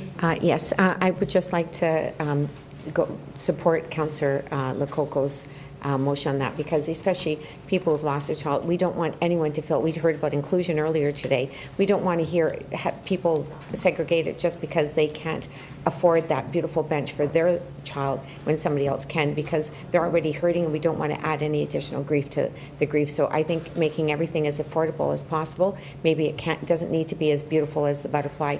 I think it's more important that everyone's able to be on an equal plane so that their child doesn't feel, the loss of their child doesn't feel any, isn't minimized more because they can't afford this beautiful bench. Thank you. Councillor Strange? Yeah, thank you, Mr. Mayor. And I'm part of this committee, and myself and Councillor Pietrangelo, who tried to get this, basically start this Memorial Gardens, and with Julianne Misk and Alex Louie, and they're working on the sculpture right now where they have 2 children with a butterfly going up to their next life, which is awesome. And I do agree, and I know a lot of these seem expensive. They are ones that won't rust. There's certain designs, and the city is not making a dime off it. And there are certain ways, we could get a cheaper version of a bench or whatever, but there are ways of donating too. I know Anita Fleming here from Heaters Heroes, and we're going to purchase a bench for all the Heaters Heroes who have passed. So a certain way that we can, you can not only have one child's inscription on a bench, but many. So you could share costs and something that Heaters Heroes we would love to do. And I know Anita's in the crowd there. So. Okay, super. Councillor Nieuwesteeg? Yeah. I was just going to say, if they are able to do something like that, that it is open to every child that's in there, so that will make it that would be lovely if you would do that. Do we have, so this is just for information, so we can receive the report? I'll move 9.2 and 9.3. Okay, thank you for that. Councillor Pietrangelo moving 9.2 and 9.3, second by Councillor Strange. All those in favor? Okay, and those are approved. And 9.2, by the way, was the low-income seniors and people with disabilities water and property tax rebate programs. So now we go 10.1 to 10.3. Okay, so communications and comments of the city clerk, motion by Councillor Pietrangelo, second by Councillor Nieuwesteeg, that we move 10.1 through 10.3. All those in favor? Okay, and that's unanimous, and that is the Niagara Falls Soccer Club request for waiving of food truck bylaw, special occasion permit request, African women acting, and The visiting minister. the mine does not show. From 9.4. It's 9.4. Oh, right, I'm sorry. Yes, from the last one. And 9.4, the, right, visiting minister of religion, 10th anniversary deliverance weekend. Did we call that vote? Yes, we did. Yes, thank you. Okay, moving on now to 11. There's a recommendation that we received for information, 11.1 and 11.2. Are you making the motion, Councillor? I'll make the motion, and I'd like to speak to 11.2. Okay, so motion by Councillor Lococo, seconded by Councillor Carrio. You want to speak to it? Yes, Okay. yes.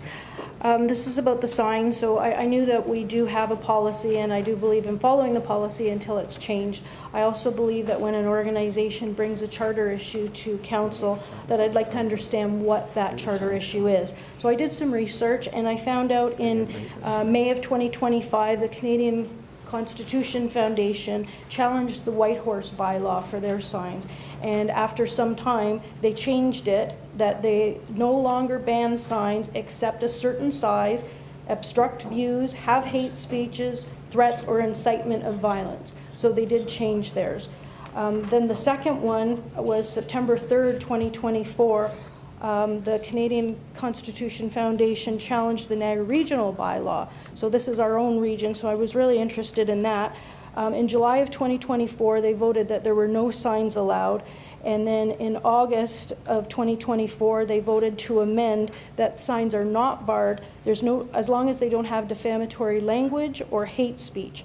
So I guess my question is, if both Whitehorse and Niagara Region changed their bylaws, what were their thoughts, and could we also look at that as well?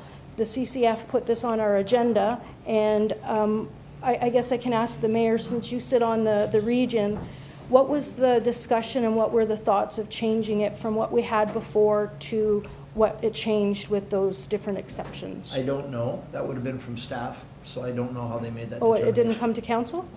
Well, staff were the ones that made the recommendation. Okay, I didn't watch it, so I don't understand, but they did change it. So I guess my next part of this is sometimes we have old, outdated policies and bylaws, and often they get changed because something comes to light. I want to understand why the Niagara Region made this change. So my motion is going to be that staff prepare a report Well, on we have a how... motion right now. We can't have a motion on a motion, so we're dealing with, you just moved these two. Okay, so So I'll we put have the to vote motion with after this. this one then. Yes. Okay, so my, okay, I'll wait till Can that's you do done. the vote? Yep. Okay, and these are for receiving for information, 11.1, 11.2. All those in favor? Okay, thank you for that. That was just to receive, yes, okay. Okay, and then my motion would be that staff prepare a report on how a sign policy or bylaw could be lawful and not infringe against the charter rights and freedoms of individuals. Okay, do you have a seconder? for I that? haven't spoken to anybody, no. Okay, is there a seconder for that motion? I don't think you have a seconder. Okay, for that. that's fine. What's that? Councillor Patel would like me to read the motion. Yeah, Councillor Patel would like me to read the motion again. So what Councillor Lococo, our CAO, has offered to take it as direction, Okay, if you'd like that. yep, that would be fine. I would just like a report on what are the pros and cons, what did other people do, what are infringing on people's charters, rights, and freedoms, policy versus bylaw, any of that would be great. Thank you very much. Thank you. Did you also see what Queen's Park and Parliament Hill does? House of Commons does the same thing for the procedure. Okay, so Queen's Yeah. Park and House of Commons. Is it okay? Thank you for that. And Councillor Nieuwesteeg? As well as if we can just look at, maybe pick a number of different municipalities across the province as well, just to kind of get a real clear example of everything, so we have a better understanding of what is proper and what's not. And also, could we ask our legal counsel just to even speak to it for any of this right now, or you just rather Yeah, wait? maybe we'll just wait for the report to Okay. come, if that's All right. okay. Sure. Yeah. Okay, thank you for that. So now we're in 12, communications and comments of the city clerk. There are 2 items there. There's a liquor license, a liquor appeal committee. I'm sorry, yeah, for council to appoint 2 council representatives to the license appeal committee. So there's that recommendation. Do we need to pick the 2? Well, Madam Clerk, did you want to speak to this? Thank you, Mr. Mayor. It has been expressed at a previous council meeting that 4 members of council have expressed interest to hold 2 of the spots on the licensing appeal committee.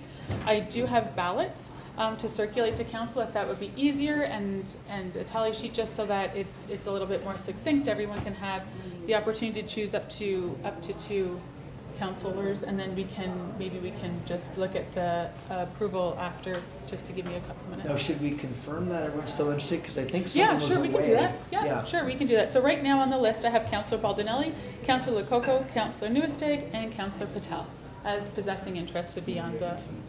Pardon me? Yes. We won't forget you this He's got conflict? Yes. Okay. So do all of the 4 still wish to stand for that? Councillor Lococo, yes. Councillor Baldinelli? No. Councillor Patel? Yes. Councillor Nieuwesteeg? Yes. So we have 3. Okay, we have 3. Yes. Mr. Mayor, could I make a motion that we accept all 3? Does it have to be 2? Because originally we started at 1 and then we went to 2 and now we have 3. Could we do 3? Yeah, why not? We're just going to find out a little dialogue here.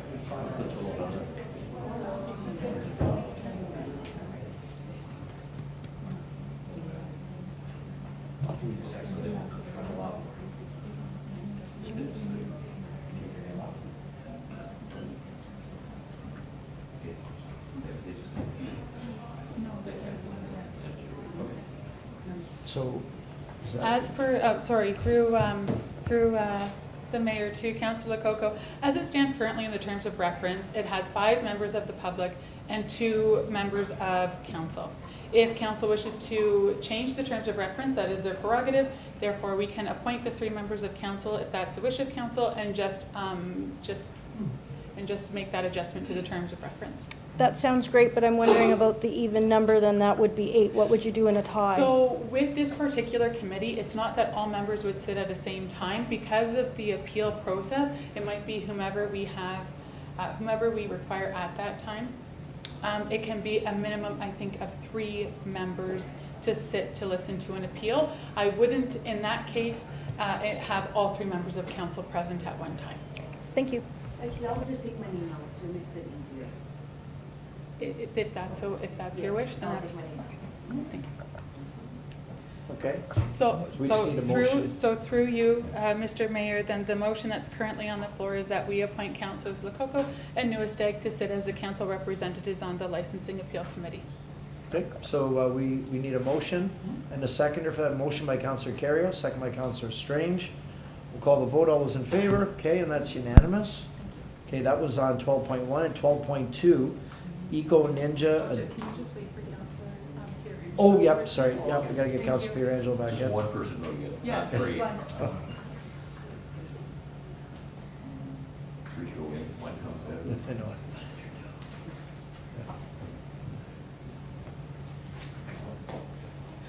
Welcome back. Okay, so we're at 12.2 of the agenda, the Eco Ninja Adopted Road Proposal. So let's get... Refer to staff? Pardon me? Want to refer to staff? What's the recommendation there? Yes. Motion by Councillor Carrier, second by Councillor Strange, that we refer to staff. All those in favor? Okay, that's unanimous. And now we go to ratification of in camera. No, you take your moment.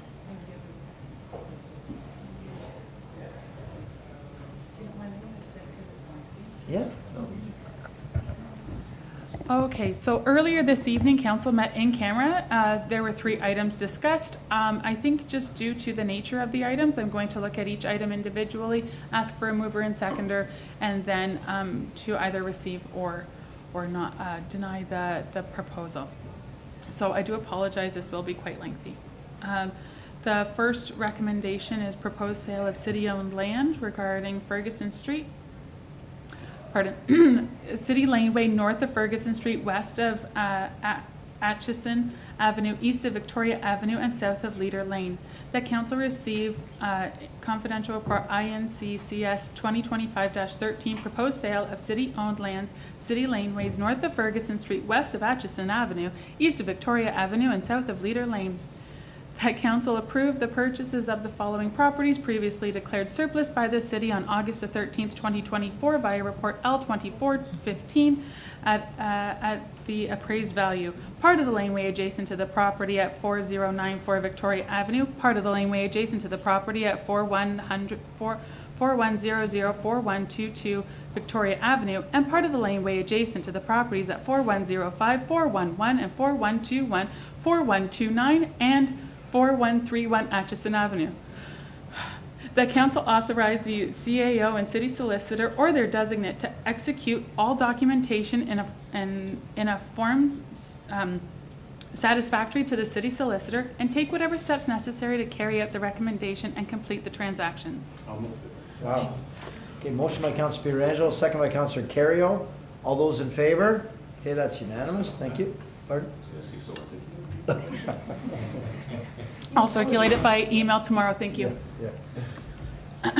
Okay. Encroachment agreement regarding 6671 Fallsview Boulevard. That council received confidential report INCCS 2025-14 encroachment agreement 6671 Fallsview Boulevard. That council direct that the cities enter into an encroachment agreement to permit the sidewalk patio entrance door and custom stack encroachment and second floor patio extension within the city's road allowance, being a portion of Fallsview Boulevard adjacent to 6671 Fallsview Boulevard, and being shown as parts 1 and parts 2 in the terms and conditions outlined within the report. And council authorized the mayor and clerk to execute the encroachment agreement. Motion by Councillor Pietrangelo, second by Councillor Carrio. Oh, sorry. I'll look left for the next one. All those in favor? Okay, that's approved. Thank you. Okay.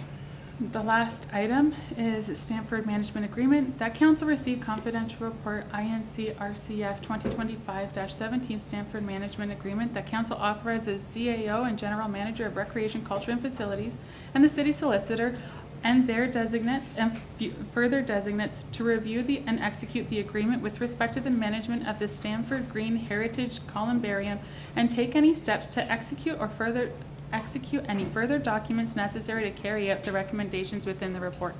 Thank you. I'm looking at Councillor Baldinelli, but he's not looking at me. So, did you want to move this one? Councillor Baldinelli, second by Councillor Patel. All those in favor? All right, that's approved unanimously. Wow, good work. So now we go to notices of motion and new business. So we've got a notice of motion here from Councillor Nieuwesteeg regarding transit, free rides for seniors. Thank you, Mr. Mayor. I will read my motion, transit motion regarding free rides for seniors. Whereas Niagara Transit Board of Directors stated purpose is helping every person in Niagara experience independence, freedom, and a sense of discovery. And whereas Ontario Gas Tax Fund for Transit is based on population 30% and ridership 70%, figure 2. And whereas seniors age 65 years and over represent a large population, 23.3% of the region's population, but only 6% of transit riders. And whereas fares must be charged by the Ontario Transit Investment Fund projects, however, to meet community need and deliver more equitable transit services, eligible projects may change, reduce, or waive fares to support the affordability of the proposed services for users, example, seniors, low-income individuals. And whereas many seniors have diminishing cognitive abilities and therefore are not able to maintain their driver's license, and which then negatively impacts their mobility and that of their cohabitant or spouse. And whereas seniors typically require transportation during what are considered off-peak periods, whether for shopping, medical appointments, or personnel matters. And whereas many of the same seniors have limited option for travel as well as affordability issues, many even seeking the use of various dubious mobility devices and traveling long distance in what can be considered precarious, if not unsafe condition. And whereas it intuitively makes sense to maximize use of available capacity in the transit system without the attendant cost of capital investment in conventional transit, while at the same time increasing overall ridership and gas tax funding. And whereas Niagara Transit Board of Directors have recently passed a motion to investigate the implication of providing free bus rides to teenagers, now therefore the Council of the City of Niagara Falls requests that the Transit Board of Directors investigate the feasibility of providing the transit for seniors as well as teenagers, respectively submitted by the Niagara Falls Seniors Advisory Committee. That was long. Thank you for that. So tonight's just a notice. Now, any new business? Yes, Councillor Coco. Thank you, Mr. Mayor. In the past, when we're considering development, the issue that always comes to council, if we don't approve it, that it's going to go to the OLT, the developer will appeal it. Through a direction of staff, where did our CEO go? Okay. Through a direction to staff, I was wondering if we can have a report prepared about the statistics of the application that went to the OLT, the result of it, and the cost. We always talk about how much it's going to cost the taxpayers, and I'd really like to see maybe the course of maybe the last 3 years because of the changes with the provincial government. So that was, and so maybe Ms. Dolch, we could. I don't know if you caught that, or do you want to hear it again, or? No, I did catch it. Thank you, Your Worship. And again, we can provide a report with statistics, but I'm going to look to our city solicitor as well, just because they are legal matters, and I don't have all the costs associated with those, so we'd have to work together. So I will. Okay, I think she's okay with that approach. Thank you very much. I think it's important for us to know how much this is costing. We keep on hearing from the province, have to do this, here's the guidelines, our planning staff do the best that they can, they follow planning guidelines, and then we end up with the cost. So I would just like to see that. Okay, so that was my first one. My second one is, at the last council meeting, it was stated a couple of times that there's too many houses, that we might not need to build more, and we've denied development. Here's a few news articles. Niagara housing sales slump in April. Niagara facing building puzzle. CMHC reports starts for single family homes at the lowest level of 2013. I'm really struggling with the province's mandate to build our planning staff to build our planning staff following the planning principles and the province's mandates. Developments coming to council, and then we're told to approve or they go to the OLT. Do we really need those houses, or are we protecting our residents by building too many? So what do we do? I saw an article, and I don't know if anybody else saw this. It's condo hotel proposal of 10 stories rejected for Crystal Beach. Fort Erie councillors don't wait for staff recommendation. So I looked on their agenda to see, well, what did they do? And I don't know if this is skirting around the issue, but this is what happened. They rejected it. It was in a special meeting, and the recommendation was that council receive for information purposes. They didn't give recommendations. They just outlined the proposal, didn't give recommendations. It was denied without a positive recommendation at day 87. You have 90 days for the city to approve it. And it bypassed staff recommendation. I was wondering if maybe through, I don't know if this is a legal opinion, if we need to go in at another time, I don't want to go now, but to get a legal opinion or to talk to our planner, is this something that we could start looking at of not getting a recommendation from our staff? Does that put us in a better position if we don't approve it? Ms. Dolch, if you can comment on this? I'll comment to a certain point, but yes. So in terms of an information report first, obviously one thing it does is delay the process. So it is tough for me to meet the deadlines associated with the province was envisioning.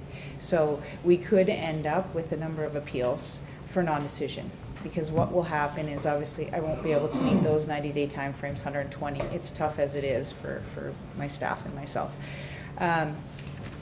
Obviously, if you deal with it the way Fort Erie has dealt with it. Obviously, the same thing applies. You don't have a recommendation from staff, so the same thing applies as you've heard from Ms. Pignardi before. You do have to have your own independent planner to kind of justify your position. So nothing changes in that regard. They've just jumped the gun and not waiting for their staff's opinion. Is there, through the mayor, is there any benefit to us doing it that way? And it looks like that this one was a specific one that council did not want to approve. Is there any benefit for us doing this, or we're just not going to do it? There's no benefit. Through your worship to the councillor, I personally don't feel there's a benefit to it because you don't know the position of your staff. You don't know whether you agree or disagree. We try to provide you the best advice we can based on the policy thresholds we adhere to. That gives you that second pause and allows you to think whether or not you still want to deny it. Doesn't mean that you can't deny it. It just means at least you know the policies and the thresholds that will be evaluated not only by us but by the Ontario Land Tribunal, who will be the decision-making authority in the end. Thank you. It will be interesting to see what happens with that Fort Erie one. And my last one is, I was wondering, for a procedural matter, could the motions be put on the agenda before the notice of motions? The motions have already gone through a notice of motion, and I find a lot of residents just tune out after new business comes on. So we're in new business, but the next one is motion. So to me, a motion should become before a notice of motion because it's already gone through the process. So, Madam Clerk, comment? Through you, Mr. Mayor, I don't see that being a problem. So just to clarify, when it comes to the notice of motion, new business, you'd like to see motions, new business, notice of motion. Maybe notice of motions and then new business. New business is sort of like a catch-all at the end. Okay, so sorry, let me just write this down. I apologize through you, Mr. Mayor. So it would be motions. Yes. We would have notice of motion. Notice of motion. And then new business. And then new business. We can take that back and we can adjust that for the next council meeting. Great, thank you. Thank you.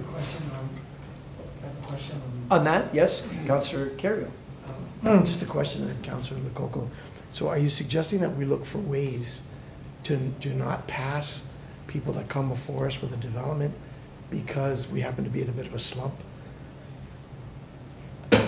No, I wasn't suggesting to look for ways. I was suggesting that we evaluate where we are. Do we need to build? We're starting to see all of these reports. Councillor Strange, a real estate agent, actually said it last meeting. I'm not looking for ways to get around it. I'm just looking for process, what works, and then I'm glad we spoke to Ms. Dolch to find out from a planning perspective about what would work, what wouldn't. I'm not trying to skirt anything, but I would like to, at some point, the provinces are going to have to change their targets or do something because we're building, and we end up with empty houses that builders can't sell. We're coming up with a lot of issues, so I just want to try to find a solution to it, and maybe that was one of them, but obviously talking to Ms. Dolch, it wasn't. I think that most of the developers and the builders would disagree that we should be the ones to determine whether or not, after they've waited for 5 or 10 years to put a project together and get it before the council and get it built, that they're probably thinking, well, by the time this is built, the market's going to change. And we all know that the more houses that they build, the better the market is. And we want affordable homes. And it's really supply and demand that determines the affordability of a home. So I think we should do everything we can. They're not going to build homes if they can't afford to build the homes. And if there's more homes for our people to choose from, where's the downside? Yep, all good points. Thank you. Thank you. Councillor Strange? And to that point, I did say to Mr. Mayor, to that point, I said there are a lot of homes out there for sale. But we do find we're in the lowest price range right now since, I don't know, like way before COVID. So which is a good thing. You know what I mean? It's a good thing. Like Councillor Carrier says, the more houses we have, the more it's going to drop. That market's going to drop, and it's going to make prices more affordable. Yeah, that's right. Supply and demand. Yeah. Okay. Thank you for that. Next, I've got Councillor Patel, then Dabrowski. Mr. Mayor, first I have a couple of items. First, I want to start with complimenting our staff. They did an amazing job at July 1st Canada Day celebration. It was wonderful, especially at the Fireman's Park. I remember last year was second year, and I contacted our then staff, Nathan Smith, about I wanted to have community involved into the main stage doing the performances like they used to do at the Optimist Park. And they did started small last year, and from Filipino community, Mackie Macchiano, he helped me last year, and this year they expanded, and it was amazing. There was lots of people there, because what happens when you involve community, when the kids are performing, the parents come, the grandparents come, and they hang out for the whole day until that turn comes, and it just becomes a real community event. So I was really happy to see that they involved community and they expanded the community-based performances on the main stage. So I really want to tell staff kudos, and everything was done very well, and we all enjoyed it, and everybody was very happy. For some reason, everybody I met, they were all very happy. Even though it was really hot, everybody was happy. So everybody enjoyed Canada Day, so I just want to thank the staff for it. Well done, agreed. Yep. Yeah, they did a great job, especially Jason in his outfit. Yes, he did. Yeah, is that to that? Yeah, I just want to add to that as well. They did a wonderful job, and parking was just, I know, but was it tickety-tock? Yeah, just everything just worked very well with parking. It was so well organized and very well appreciated. It was no congestion. Everything just worked very well. So to your staff, very well done. It was around 700 cars in the parking lot, I believe. Yeah. In the park. Oh, in the park. Oh, I don't know how many people. If we had a number, I don't know. What's that? Yes. And to that point as well, if there was, I think we heard it too. Like a couple of people said, we wish we really had one big band at the end of the day or the end of the night to kind of keep people there. Yeah. And so maybe that's something we can think of if we get some funds from wherever we get it. But to get a nice big band like the Trews or whatever it may be, they're my band. So, but if we can do something like that, I think it would keep people there. And I would love to see Infirmary. It's such a great park. People come in, they were lined up for vendors, but then if you wanted to bring your own food on the picnic, like the Filipinos do, they come and they hang out on the bench, on the picnic tables and bring all their food, and it's just a great day for everyone. So it was amazing. I just like to keep people there longer a little bit, but I think a big band at the end might help that. Yeah, it's a good idea. Oh, wait a minute. She's got her hand in the back. Yes. Through the chair, I just want to thank you for all the wonderful comments. Staff worked really hard, so I'll pass on this to them. We actually had our wrap-up meeting today at lunch, so I love hearing all of the comments. And if anybody has any sponsors who want to help sponsor that big band at the end of the day, we'd love to get that, because I know our budget is limited for next year. And we may be retiring the inflatable that Jason wore for 2 years. We might try something new. So any suggestions are always welcome, but we do start planning now for next year. So thank you. Okay. Someone else had, was that to this point? Yeah, to that point, and great job on Canada Day. I was there as well with my children. It was a little bit hot, but we got through it. But just brainstorming quick here, but maybe we can turn it into a 2-day event where we generate, I know, are you kidding me? But we can look at ways of generating revenue to pay for some of those things, because the gate numbers draw people, and the people draw revenue to the vendors, and then the vendors pay to be there. It's really difficult to get a vendor to set up for one day, right? They come to a one-day event, they try to generate some revenue, but if you have 2 days, they might pay a little bit more, having a beer tent, or look at ways that we can gate a nighttime concert. But I think it's a great idea. I know back 8 or 9 years ago when we had done the Canada 150 celebration here within the city, it drew thousands of people, and we did a secondary event at the Scotiabank Convention Center, and we were able to get some funding and draw a lot of people in August. But yeah, I think there's some momentum here, and maybe the committee can start looking at already preparing for next year. But yeah, good job to everybody involved, and something that maybe we can even draw tourists from as well. It's great that we do it for our community, but bigger could be better with events, and with a large band like the Trews, maybe you can charge for ticketing on an event like that. But anyway, good job to all. Ms. Moldenhauer, I just heard Councillor Dabrowski just volunteer to be on your committee. So there you go. Yep. Yep. To that point, yeah. Yeah, just on that point, Your Worship, on the idea of multi-days, and I know that you've had the idea before, way back when it used to be at Optimist Club, the rides used to be there for at least 3 days. Yeah. And I know, Mayor, you've suggested this already, bring the rides back, have them there on Canada Day. especially if it falls on the weekend. It makes a lot of sense. The rides come in, they're there for 3 days, and then everyone celebrates Canada Day with the rides there. I think that would be it would be a great addition to what we're already doing, Your Worship. Well, and to that, I will say that, and that was part of the problem, because the first year we did it, it was unproven, and every year the number builds and builds. The ride companies were already committed to other Canada Day events, but I think once they're going to make an economic decision, right, based on bottom line, and once they see where we're at, I agree with you. They're going to want to set up their carnival rides, and bands are going to want to play where we have a gated make some money event, right? And to that point again, Ribstock, which took place I think a week or two before, maybe we can partner with somebody like that. So there's a little bit of private, a little bit of public. It takes the burden off a lot of the labor and the staff, and we can partner with a local organization to help benefit some charities and take a lot of that labor and the resources off our plate as well. So possibilities are endless. Yep. To this point. Yep, I would like to add, maybe we can finish up Canada Day with fireworks or drone show, since we have funding coming in. It becomes our own little celebration, right? Kathy, got that? Thanks for the good job. You're welcome. Okay, next business, I can go on. Okay. So Councillor Yep. Okay. Actually, something came to my attention. This was like last week. I was at the Tim Hortons on a Portage Road by Chippewa, right before the bridge, and actually saw a few cars flying by because they want to avoid the light, so they are going at least 70 or 80, if not faster. And I was standing outside and talked to a few of those customers who are actually Chippewa residents, and they were telling me this happens all the time. People are flying by just to avoid the light. So can we maybe put this?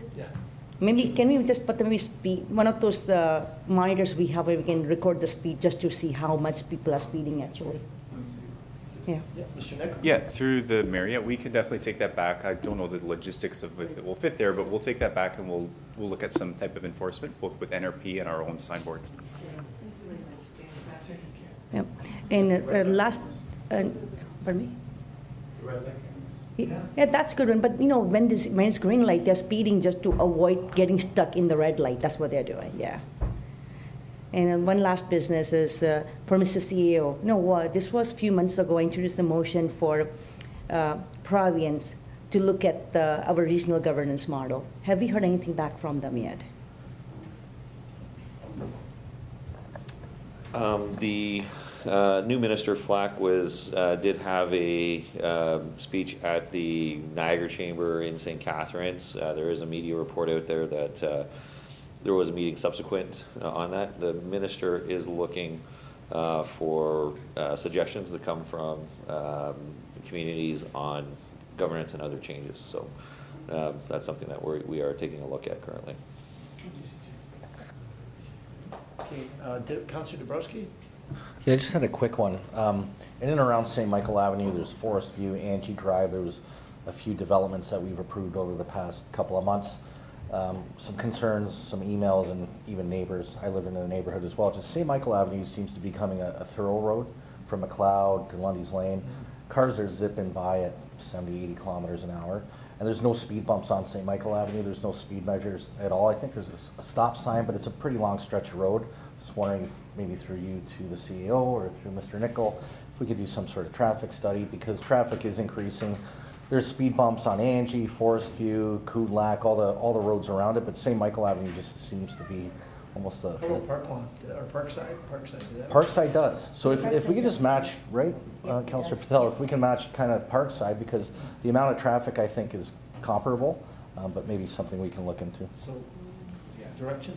Yeah, thanks, Councillor, through the mayor. We'll come back with that. I'll take it back. I believe there would be a reason why we haven't put those in, because it's a natural corridor, an arterial corridor. A lot of times our speed hump criteria excludes higher order roads like arterial roads, because it could create more problems than it solves to some degree. But we'll take that back, and I'll circle back with council, take us direction, and report back to you. Thank you. Thank you. No more new business. Now we go to motions. So we've got two motions. We've got impacts of Bill 5. Councillor Lococo, you want to do that one first? Yes, thank you. Thank you, Mr. Mayor. With Bill 5 being approved, there are some major concerns about the environment, climate change, planning and development. Our climate action plan was approved in September 2023, and a report is to come back to council in 2 years, which would be September of this year.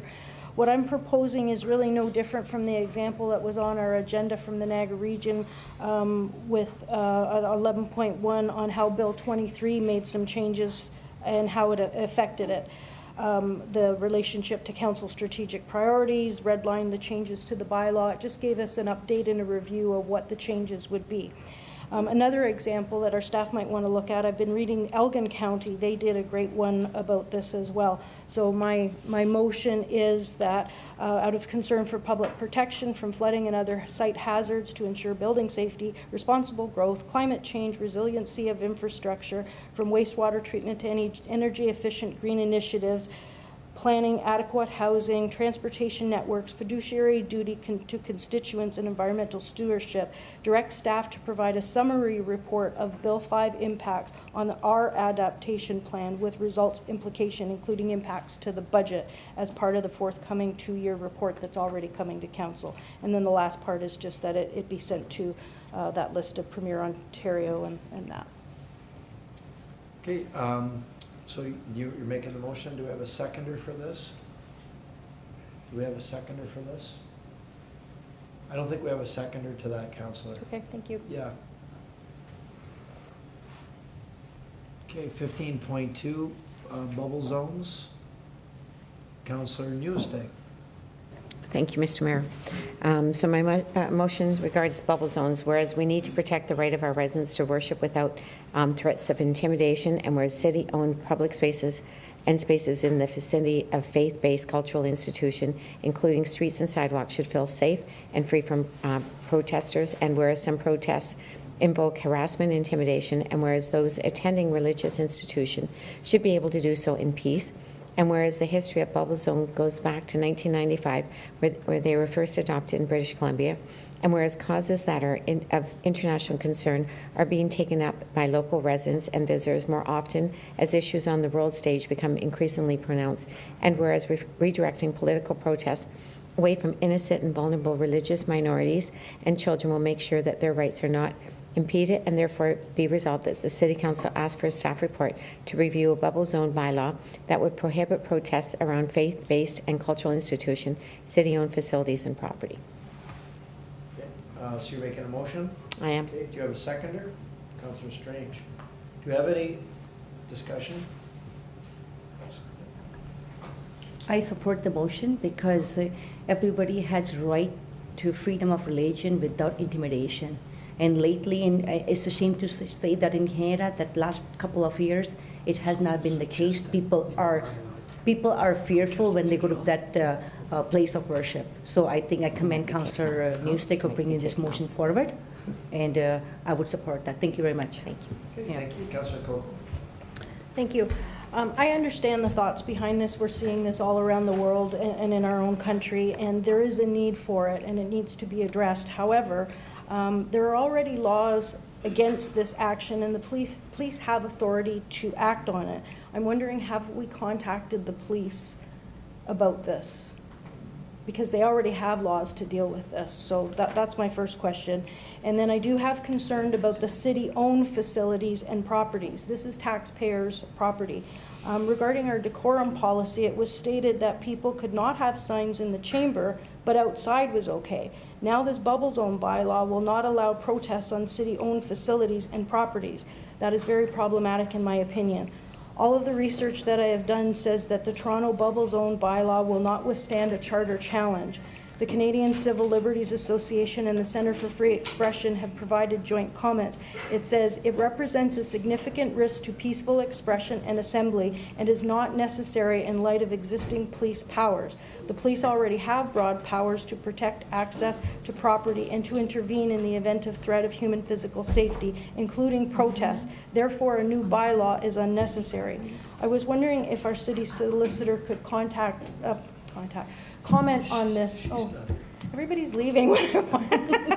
Okay, so my last points are, why would we not want to wait until the result is final? And in Toronto, 63% of Toronto people that were polled were unsupportive of that bylaw. 42,000 people were polled. 63% were unsupportive. And Toronto's ban was a place of worship, schools, and child care centers, not city property.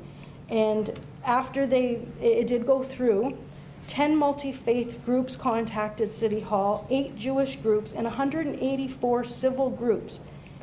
I can't support it the way it's written. Okay, I've got the CAO want to weigh in, if that's okay, and then I'll come back to you. I was just going to take something off. Oh, she wants to change. Yeah, I just would like to take off the city-owned facilities and keep it to the worship. Okay. Outside. Outside, yes. Outside. Yeah, okay, yeah. Sorry, in my reading of it says, therefore be resolved that City Council asks for a staff report to review bubble zone bylaw that would prohibit protest around faith-based cultural and city-owned facilities. So it was my understanding of this motion that you want to report back. You're not actually instituting the bylaw. So to address, I think, some of the concerns raised by, it's really to have that report done. And I think some of those issues would be addressed in some of those legal issues. And we would review stakeholder issues. I think the City of St. Catharines recently passed one also, and we can see how the NRP has interpreted that one also. So if that's the reading. That is correct. Yep. Thank you. He answered it. Yeah, he answered, okay. Does that change anything for you, Councilor Coco, or no? Okay. Well, thank you. Okay. So if there's no further discussion, we'll call the vote. All those in favor? Okay, opposed with one opposed, Madam Clerk. And are we ready for bylaws now? First, second, third, I We are opposed to this one. 2025 Okay. too short. Motion by Councilor Pietrangelo, seconded by whom? Councilor You just think you Strange. Give the bylaws a first, second, and third reading, but with conflicts. And Councilor Coco, you've got some similar. Opposed, so the owner-occupied short-term rental would be 2025-031, 32, 33, 34, 35, 36. Same That's for the me. Same with Yeah. Councilor Patel and Councilor Dabrowski. Okay, we'll call the vote. All those in favor?